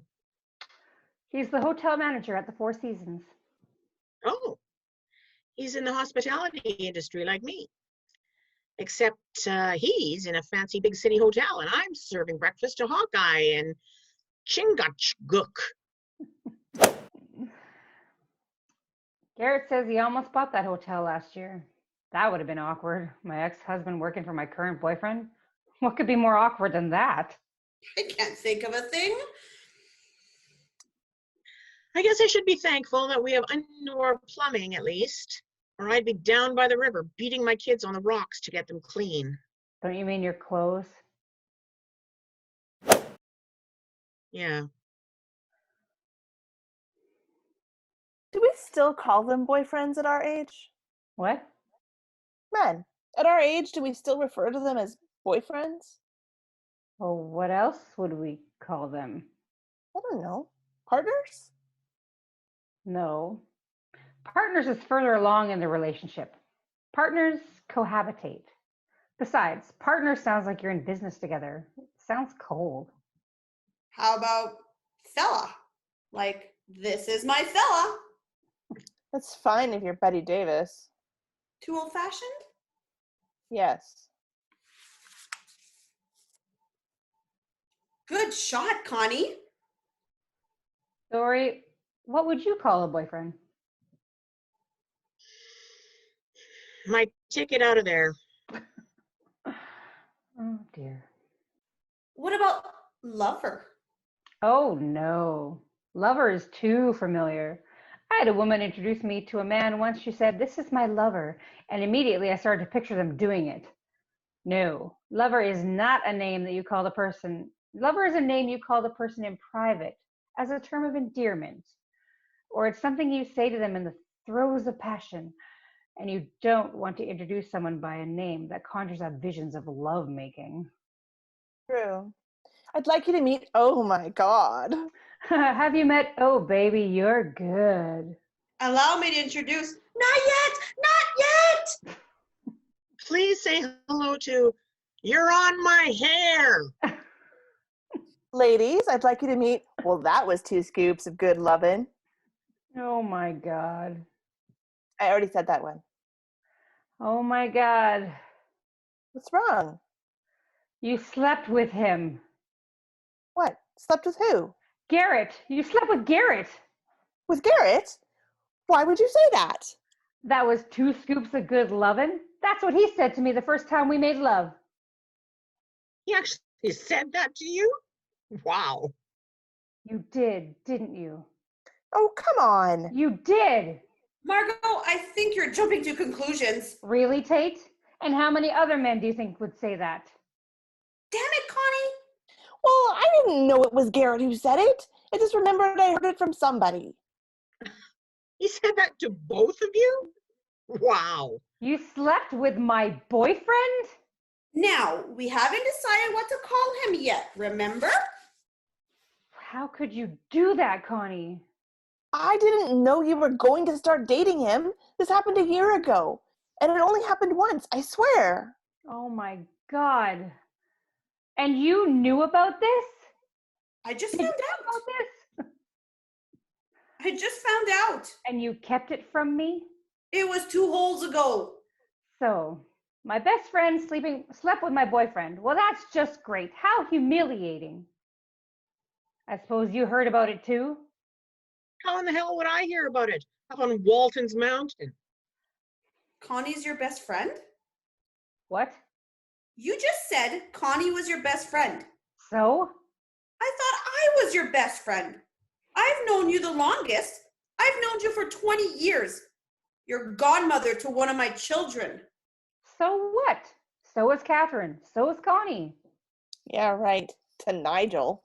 There's nothing wrong with Nigel. That's the one with the lazy eye, right? Right. Do you mind? I just thought that you and I had something special, a deeper friendship. Now, wait a minute. Why would you have a deeper friendship with Margot than with me? Because you're harder to get close to. You keep your distance. Unless there's a boyfriend involved. Now, that's not fair. I didn't know he was going to wind up being your boyfriend. How did I know he'd be attracted to you? Are you saying a man like that couldn't be attracted to me? I didn't say that at all. Did I say that? I didn't say that. There's nothing wrong with Nigel. You kind of actually did say that. I didn't ask you, Doris. Why can't you call me Dory? What? You call me Doris, Dottie, Gidget, everything but Dory. Why? Do you think if you call me Dory, that would mean you're accepting me into your little circle of friends? Yes, and I've got enough friends. I think you've got 2 less than you did 5 minutes ago. The 12th tee.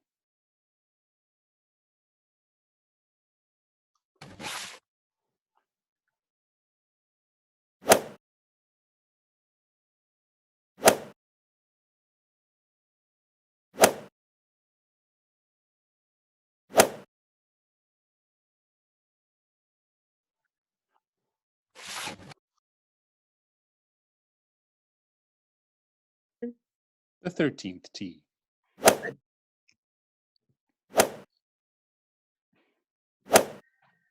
Oh, come on, girls. We can't play the rest of the round like this. We're playing for Kathy. She wouldn't like this one bit. She'd be very disappointed.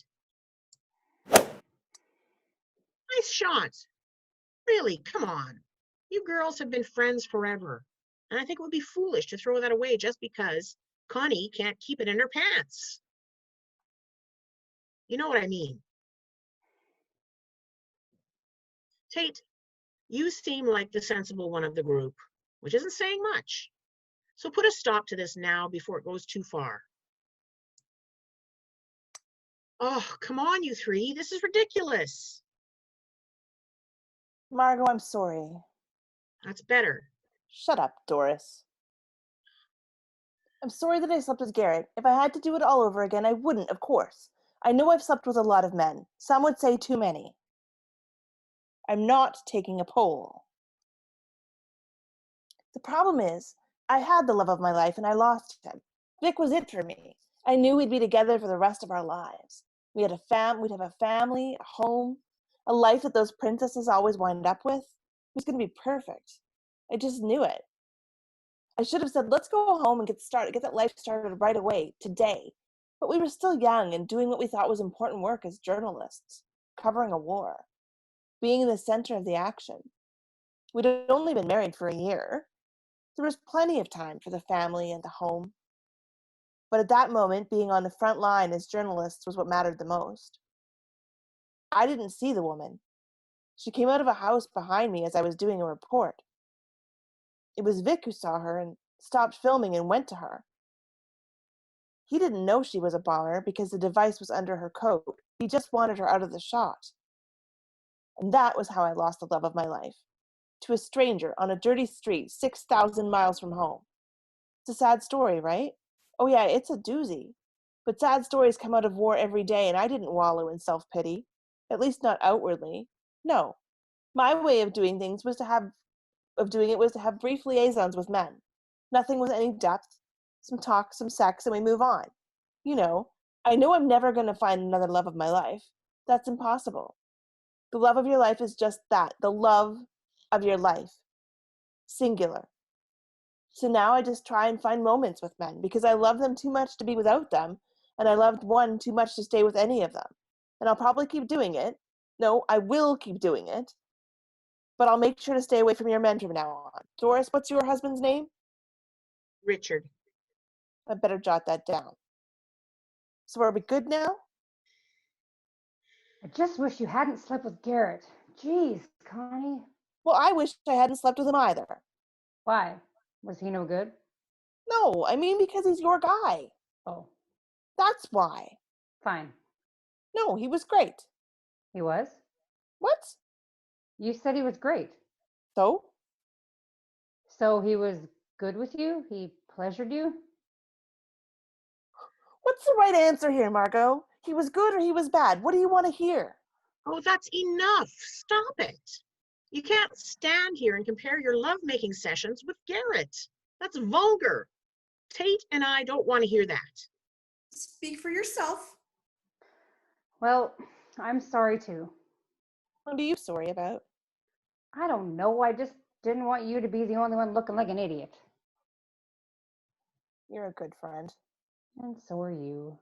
Yeah, her best friend. Oh, Tate, I didn't mean that. Of course I like you better than Connie. Really? Really? Of course. I knew it. Why do you like her better? Well, let's see now. Show of hands, which one of you slept with my boyfriend? Oh, there you go. I'm sorry about your husband, Connie. Kathy didn't tell me about that. It happened a long time ago. Long before she met you. So, Garrett, was he good or was he bad? I know. Shut up, Doris. He was good. The 14th tee. I believe that puts us up by one stroke, Dory. Are you ready to suffer your first ever defeat, Connie? You're really getting into this, Margot. Well, I have a newfound incentive to win. We're not beaten yet, ladies. Right, Tate? I don't care. It's only lunch. I wish you'd stop saying that. Yes! So I was wondering, Doris. Bobby Kennedy. What? Up top. I was wondering, how much did Catherine tell you about us? I mean, you seem to know about certain aspects of our lives, and yet you're unaware of others. Well, we didn't talk about you constantly, just occasionally. And that's the problem, Dory. Connie would rather you talked about her constantly. No, that's not it at all. I just find it disconcerting to be around someone who appears to know certain things about me, and yet I know nothing about her. So, do you know our deepest, darkest secret story? Is that what Catherine told you about? No, there are no secrets. No? No, hardly any. Hardly any? Hardly any at all. But that means there are some. Is that what it means? Yes, hardly means some. Well, Kathy did mention a couple of things. Like what?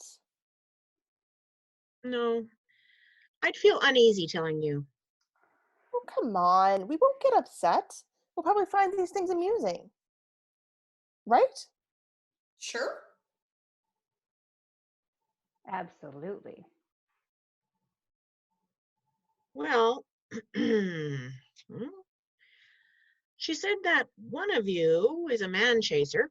Well, that's no secret. No, that's a matter of public record. It is? I took an ad out once with my name, phone number, and photo. Internet? Billboard. But it wasn't on a main thoroughfare. Ah, that was bad. No, don't look at it as bad. Look at it as consistent. So, what was the other one? The other what? You said there were a couple of things that Catherine mentioned. What was the other one? It's not important.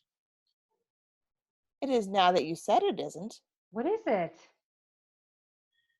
I shouldn't have said anything. These things were told to me by Kathy in confidence. I don't want to betray that trust. It's not legally binding, Dory. Now, what is it? Yeah, come on. You've got my interest now too. Well, she said that one of you is a problem drinker. Again, no secret. Wait, I'm not a problem drinker. I never drink at work. I just have a couple to wind down. How many have you had this morning? I'm not working this morning. I'm socializing. And I take exception to being called a problem drinker. I drink with little or no problem at all. Actually, Margot, it wasn't you. What? Kathy wasn't talking about you. You see, it wasn't me. Wait a minute. Who drinks more than me?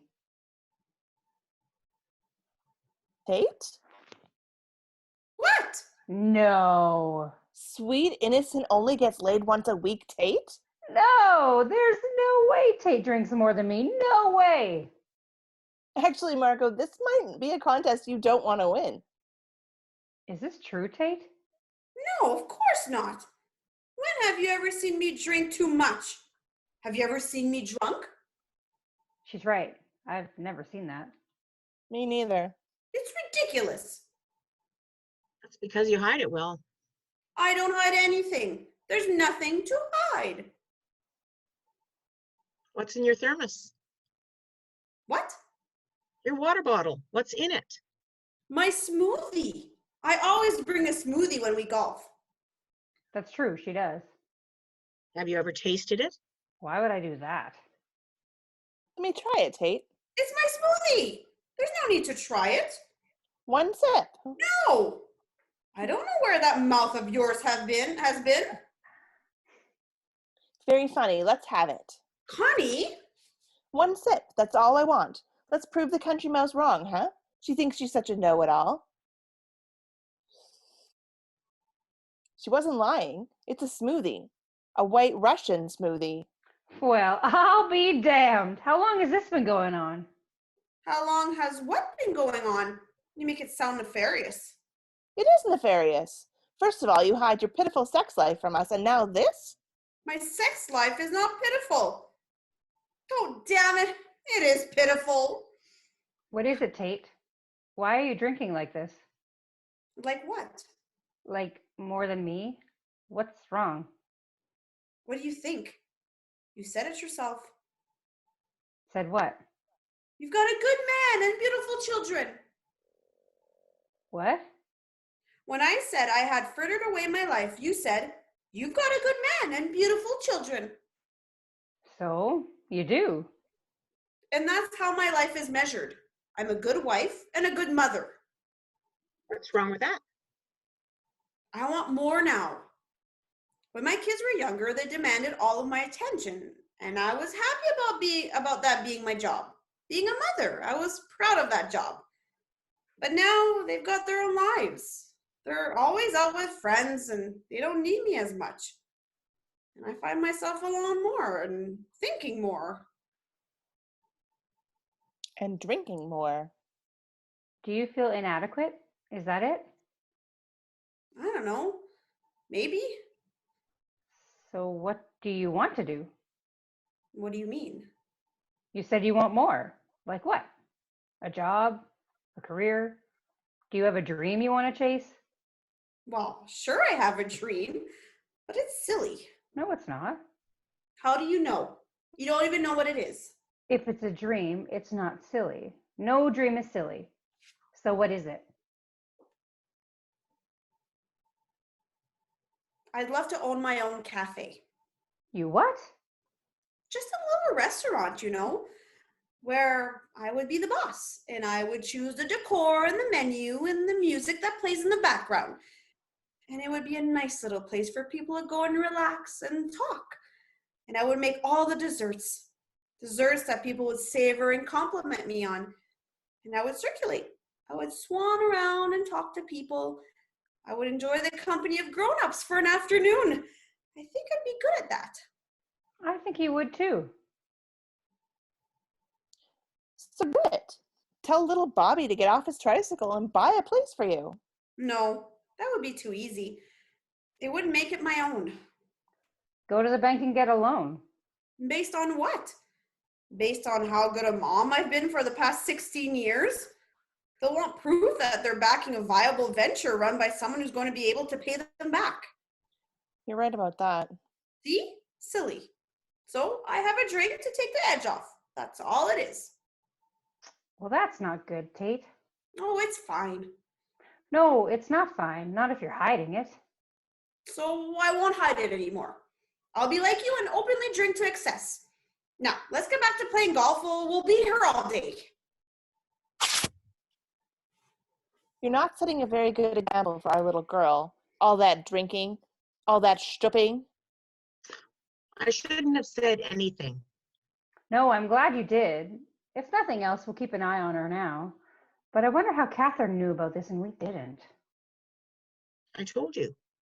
Kathy was very astute.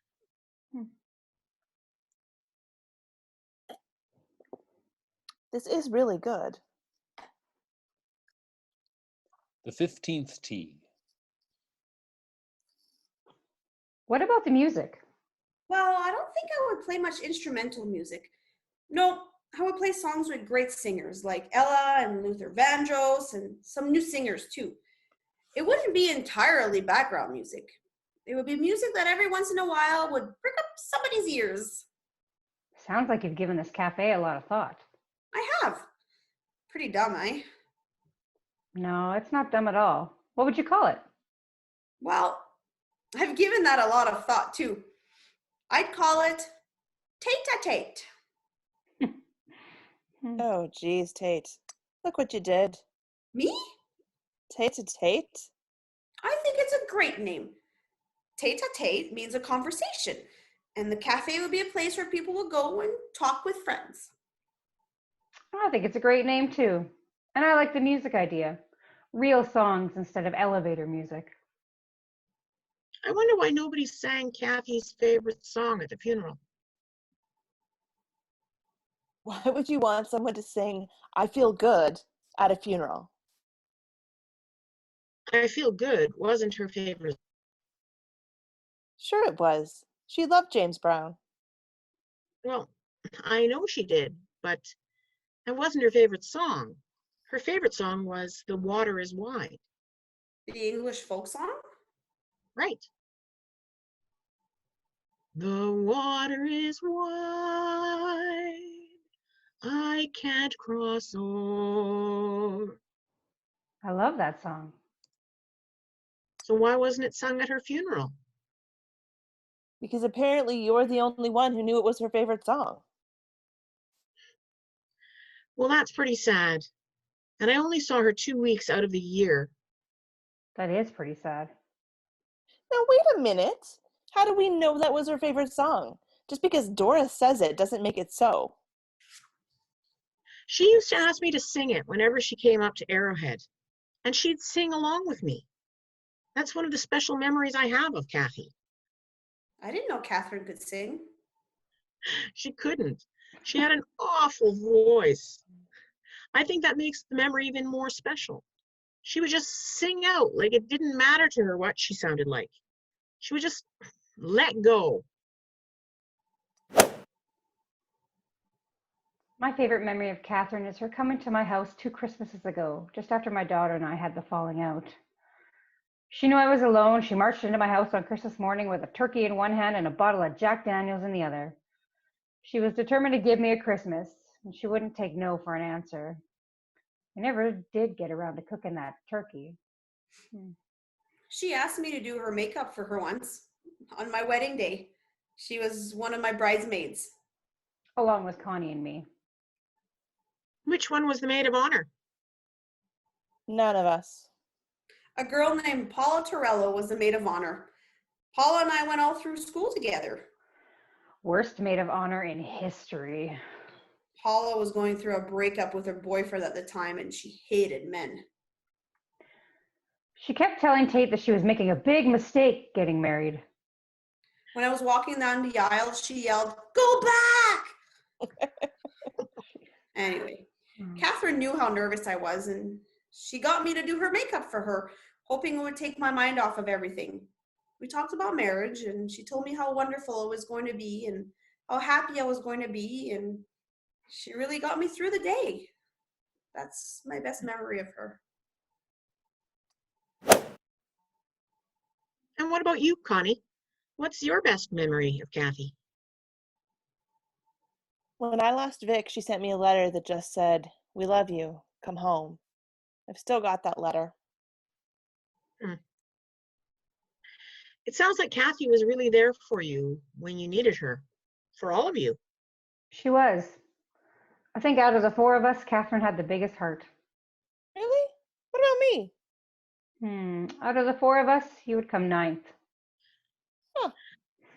And I'm assuming you three were there for her as well. Well, sure we were, whenever she needed us. That's good. Although Catherine didn't seem to need us all that often. That's right. She was very steady. She had it together. Except for the relationship aspect of her life. She never did master that. I offered to introduce her to some men. And what did she say? Leftovers again? No, now these were very nice gentlemen. I think she would have enjoyed their company. Maybe her problem was that you had already enjoyed their company. Oh, geez, Margot, can we please move on from this whole Garrett thing? I'm sorry. I had sex with your man in my dressing room. I'm sorry, okay? In your dressing room? Yes. I didn't tell her that? No. Is there a bed in your dressing room? No, there's not. So where did you do it? Here and there, it was a movable feast. I really think we should stop discussing this. So do I. You see? It's making me jealous. Kathy really loved you three. What? She loved you three women. I know. And we loved her. I know you did. But you didn't know much about her. The 16th tee. No, it's like in Australia, nobody really says, throw another shrimp on the barbie. And in England, nobody really says, cheerio, old bean. So nobody in Canada really says A? Nope. You never noticed that? How long have you lived here? 16 years. My peak years. My prime. Okay, thanks to a miraculous putt by my partner, we are now up by 2. I can taste that free lunch already. Are you okay, Dory? Oh, fine. Yeah, couldn't be better. I was just thinking that this time tomorrow I'll be on my way home. Back to your children. What are their names? Donna, Rosemary, Lucas, and 3 others. Listen, you guys think everything in this life happens for a reason? I do. I think there's a master plan. Really? Definitely. You think that no matter what we do, we can't change our destiny? No, I didn't mean that. I just think there are no coincidences. If something happens to us, an occurrence, there's a reason for it. Because you'll find a reason for it, no matter what. No, I think everything in this life is random. There's no rhyme or reason to any of it. What do you think, Dory? I don't know. That's what I'm trying to figure out. 16 years ago, I was singing in Las Vegas, loving my life, thinking about my future in music.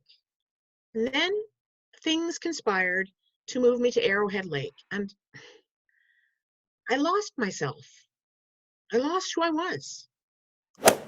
So why? Why did that happen? If there's a reason for everything, what was the reason for that? Maybe it was your God. Maybe he did it. No, you said yourself earlier, Dory. You fell in love with a Canadian. That's the reason for it. Right. And then I got married too soon and I gambled away our life savings and off we went. Well, that explains everything then. Wonderful. You gambled away your life savings? Yes, Really? What were you betting on? anything and everything.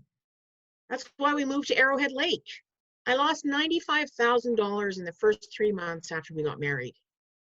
Richard wanted me to get away from that life, from the temptation, Oh.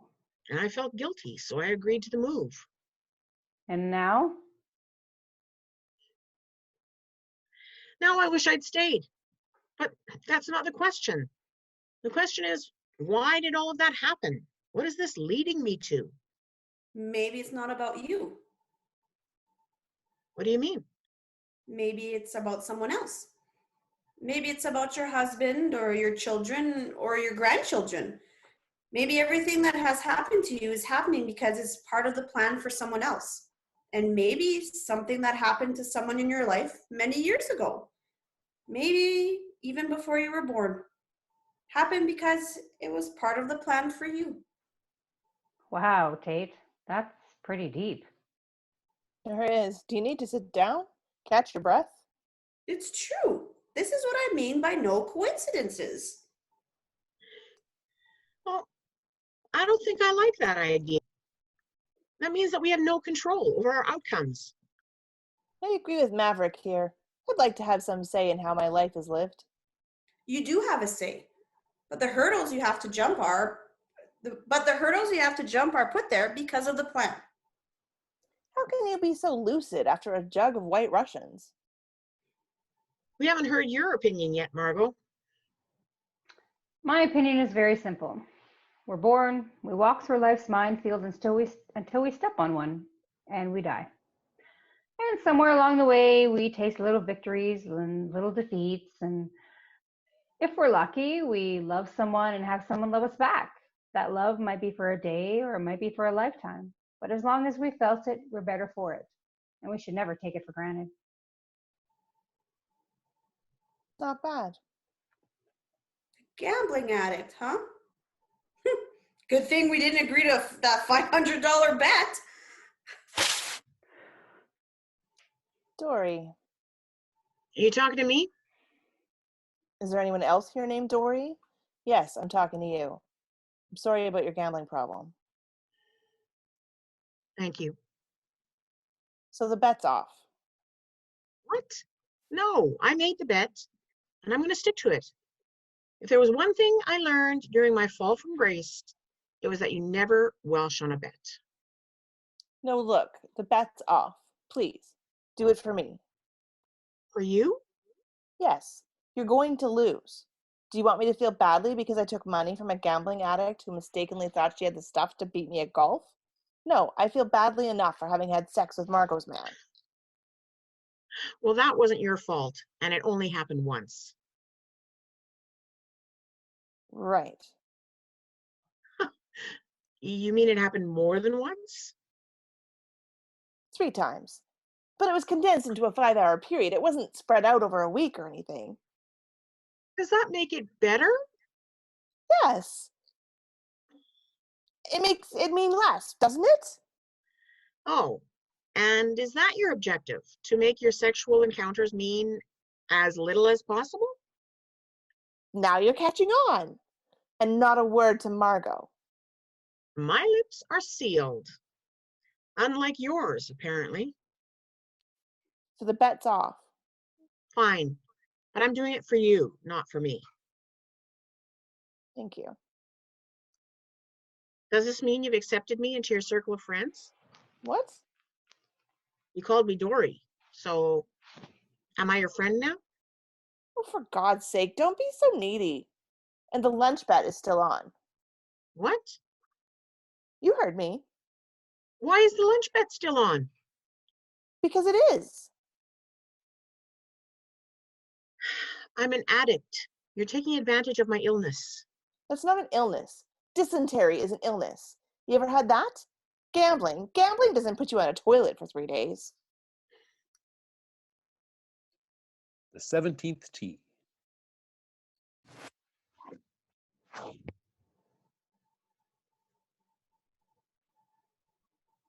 Last year, our youngest boy fell off his bike and landed right on his chin. Oh no. Yeah, tore a big chunk out of it. It was awful. It took 15 stitches to close it. He's got a big, ugly scar there now that he'll have for the rest of his life. Poor kid. You're just trying to make me feel better, aren't you? Dory, Yeah? he didn't fall off his bike at all, did he? No. There are no stitches, no scar.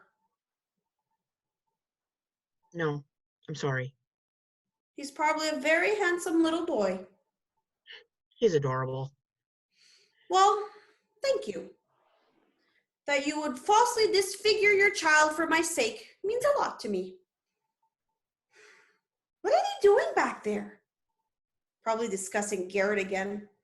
I hope Connie's not bragging. You might have noticed she's a little narcissistic. Did Catherine actually say she was intimidated by my looks? She alluded to it.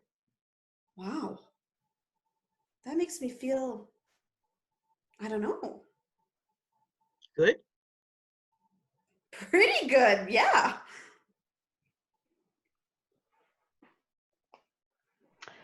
So now we're up by 1 stroke. What a remarkable turnaround. And with only 2 holes left to play. Sorry about that, Connie. Don't worry about it. I should have told you that there was a penalty for picking up your ball and throwing it onto the green from behind a cluster of birch trees. Besides, you've only been playing for 14 years. I can't expect you to know the rules. Ooh, partner, very nice shot. You're on. It's a stupid rule anyway. What, that you can't pick up your ball and throw it? That is stupid. It's like they expect us to bring a bunch of sticks out here and hit the ball with one of those. Ridiculous. All right, let's see what we can do here. Ooh, very nice. That's even closer than mine. So, what are you going to do, Dory? You know, about your situation up on Arrowhead Lake? Nothing. Nothing? Really? What can I do? My family is happy up there. My kids, my husband, they love it. And I love them. So the best thing to do is to stick with it. Truth be told, it's too late for me anyway, as far as the music business goes. I think you'll regret that decision, Dory. No, she won't. You're doing the right thing, Dory. You've got 6 kids and a husband you love. That's enough. Don't get greedy. Don't rock that boat. Even if she's not happy? Tough. Think about the happiness of those 7 people. 7 people who love you. You've got it good, better than most. What do you think, Connie? But having 7 people love you? Sounds like underachieving to me. In the trees. Here we go again. Well, I would hate to see you make that sacrifice and then be miserable. Like you? No, I didn't say I was miserable. I'm actually quite happy. I just don't know what the next chapter of my life will hold. I do. You do what? I know what the next chapter of your life will hold. So do I. Really? How do you know that? Should we tell her? I think we'd better before one of us busts. Connie and I are going to back you. Back me in what? Tate to Tate. Are you sure about that name? What about Connie's Eatery? What are you saying? Connie and I are going to be your investors, your angels, whatever they call them. We're going to help you get that cafe started. You are? Yes. So start looking for a location. Wait, no, I can't do that. I can't take money from friends. That is a very bad idea. Oh, don't worry. This isn't a handout. We expect you to pay it back. In fact, we want to be partners. Partners? Not majority shareholders, but we want a piece of the action. You manage the operation and we'll be the silent partners. Really? Really. And you won't want to have any say in the day-to-day operation? That's all up to me? All up to you. Except for the name. How about Connie's Cantina. The name is fine. So what do you think, Tate? Have we got a deal? Well, let me see if I understand this. You want me to do all the work, and you two will reap the profits? Yes. Exactly. You two are the best friends a girl could have. Thanks, Connie. You're welcome. Congratulations, Tate. Thanks, Dory. Oh, and you have to curtail the drinking. Save it for after hours when you're home with the family. Yeah, let them see the dark side of you, not us. Don't worry. That will not be a concern from this moment on. God, I can't believe this. I think I'm going to cry. I wonder, What? well, could I get in on it? It might give me an excuse to visit once in a while. Check up on my investment. You want to invest in the cafe too? If you'll have me. I mean, it would be an outlet for me. It might do me good. Well, No, what? no. I'm sorry, but we don't know you that well, Dory. And you got a history of bad money management with the gambling problem.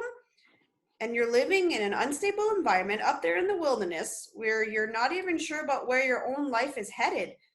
And you want us to make you a partner in a fledgling business? No, that dog won't hunt, sister. But to show you there's no hard feelings, you can have free coffee and dessert at Tate for life. But just you, not your whole damn family. I think we've hired the right manager. How about Connie's Caffeine Corral? The 18th tee. Wow. Yeah, wow. Look at that. That's right, ladies. Take a good long look. Number 18, the final hole. 503 yards of par 5 hell on earth. Thick, uncharted rough on both sides. Water at 180 yards. Just close enough to tempt you into thinking you can carry it, and far enough away to break the back of even the strongest willed amongst us. And beyond the water, sand. That's right. So much sand you'll think you're Lawrence of Arabia. And with a cry of, "Come on, then," you'll make your way to the green. A green so expansive, so undulating, that it causes the mighty to weep. Look at it. Look. And listen to what I say. We won't all make it, I assure you of that. One or two of us will fall, struck down by the sheer magnitude and grandeur of the whole. But those that remain will snatch from the standard from the fallen and will carry on in your stead, refusing to be vanquished. And if you have no stomach for this fight, then speak now, and your departure will be forgiven. For there is no shame in standing down from this, the most daunting task. But to those brave souls who will stay and fight this hole by my side on this day, to you I say, I hope you saved your mulligans. His truth is marching on. All right, the score is all tied. How exciting. I wonder what will happen to the money. What money? Catherine's money. She won that $500,000 5 years ago. I wonder who it will go to. I still can't believe she didn't tell me about that.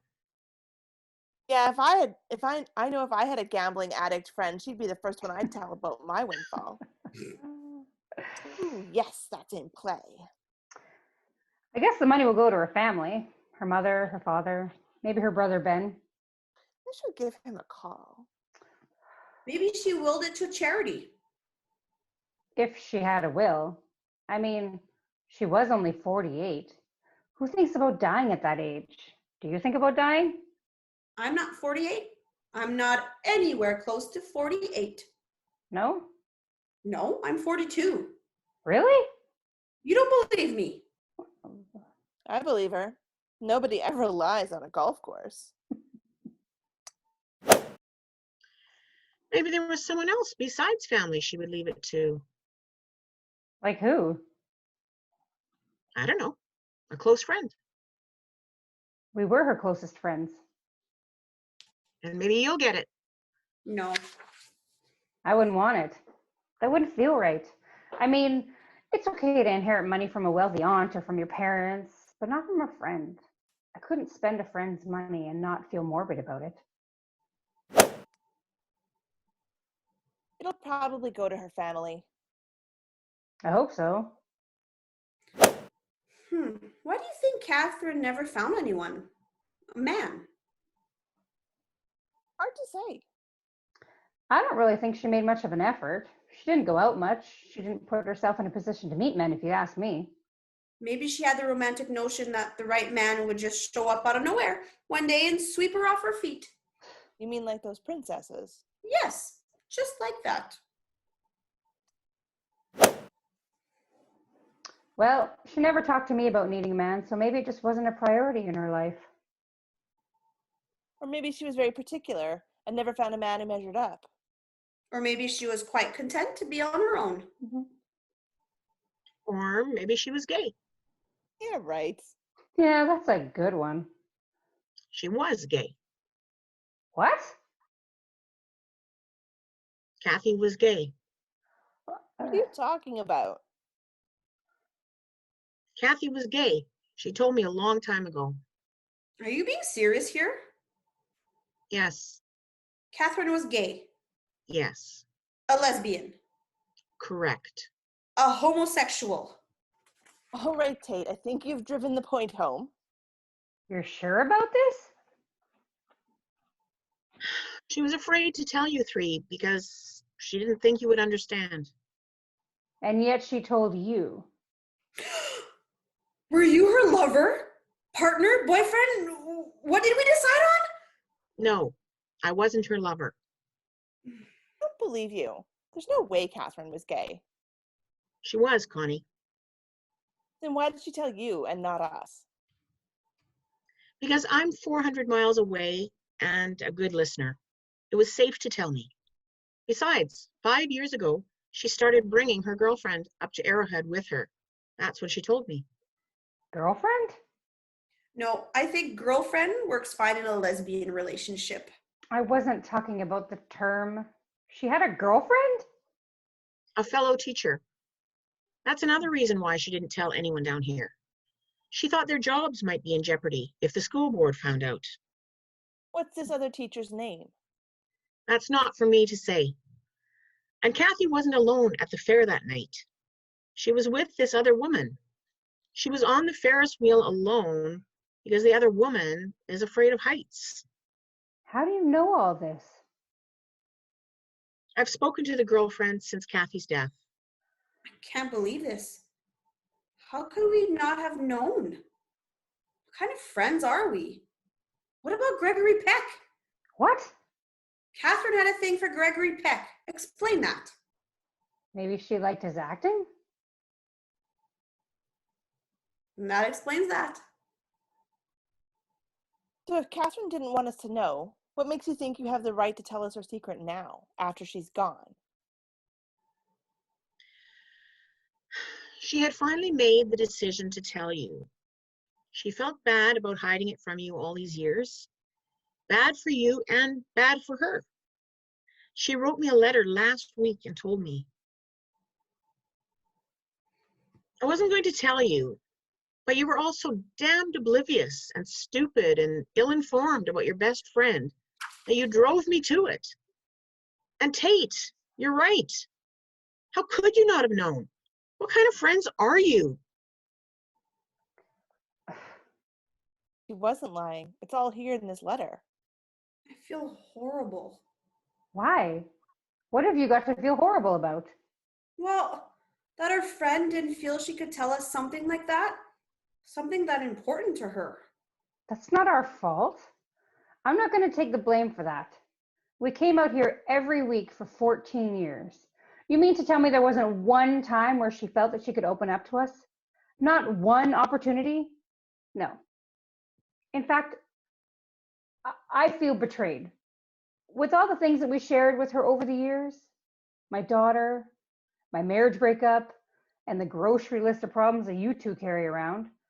And she hid this from us? No. She's the one who should feel horrible, not us. She wants a dead woman to feel horrible? Yeah. Overkill, huh? What's this about a grocery list of problems? What's that about? Beats me. What problems do we have? None. Except for your promiscuity.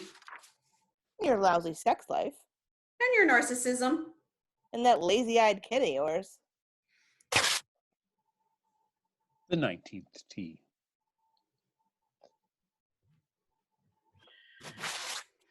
No, listen, I shouldn't have said that, and I'm sorry.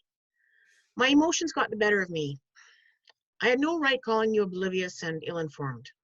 You called us stupid too. Yeah, And I had no right saying what I said, Tate. I did feel betrayed. But Catherine must have had a reason for not telling us. Maybe we did make her feel like she couldn't tell us. And if so, I regret that. I'm very sad about that. It's all right, Margot. It's an emotional time. We're all feeling a little sad right now. And we win! Yes! Boom, shakalaka laka, boom, shakalaka laka. So where are you losers taking us for lunch? Actually, can we take you to lunch another time? What? No, Dory's going home tomorrow. Well, I would like to go and call my daughter. I'm worried that maybe I haven't given her a chance to say some things to me the way I didn't with Catherine. You think your daughter is gay? No, Tate. I just think that we should talk. We'll call her after lunch. You haven't spoken in 2 years. What's 2 more hours? I'm glad to see you're working on the insensitivity problem you're having. I'll buy lunch, Connie, and you too, Tate. I don't want to have any outstanding gambling debts. No, I've got a better idea. You can buy us lunch the next time you're in town. It'll give you an excuse to get away from Arrowhead Lake for a while. How does that sound? That sounds perfect. And who knows? Maybe we'll be lunching at Tate-a-Tate. I'd love that. Well, I guess this is it then. Yeah, I guess it is. It was nice meeting you, Dory. Thanks, Margot. You too. Have a safe trip back tomorrow. I will. I wish you all the best up there, Dory. Thanks, Tate. And don't forget, you've got free coffee and dessert for life at my cafe. Right. But just me. No. Right. Connie? I'm more of a handshake person. Nice meeting you. You play a good game of golf. Coming from you, that means absolutely nothing. Hey, the woman's got spunk. I like that. Oh, God. Tate, what's wrong now? I just realized this was the last place I saw Catherine. Last week, on this very spot. We said goodbye, and I said, see you next week. She gave a little wave and a smile, and she was gone. It was the last time I saw her, too. Me too. Maybe this was where we should have said some words for her. Maybe she would have heard them from here.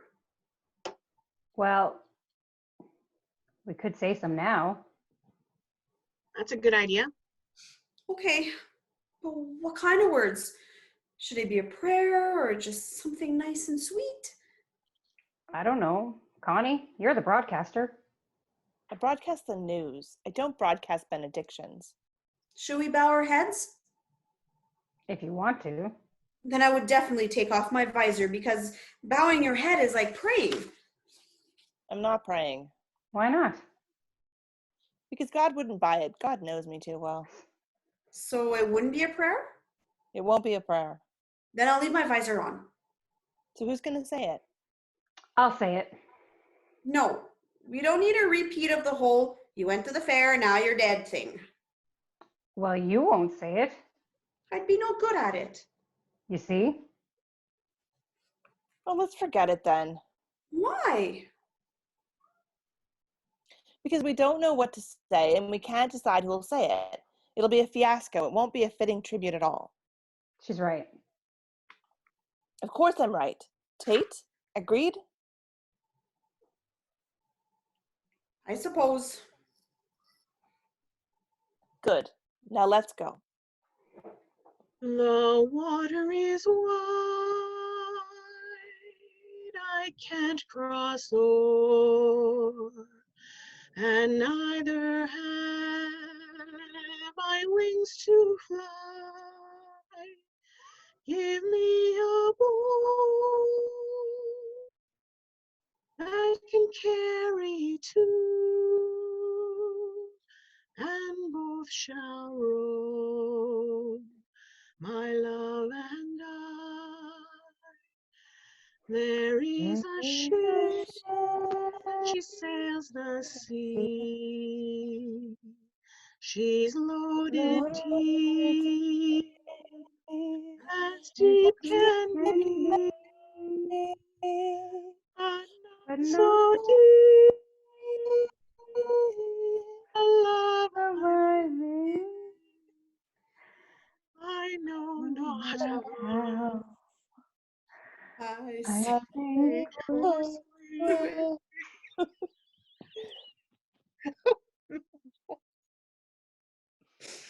And with that, the lights go down and the curtain closes. And there is some lovely leg. Oh, that's bad.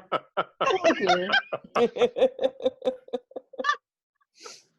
Thank you very much for our wonderful reading of Norm Foster's The Ladies Foursome with Deborah Galsky, Sherry Pierce, Jen Taplin, and Sylvie Harvey. Have yourselves a great rest of your day, and we'll see you again next time.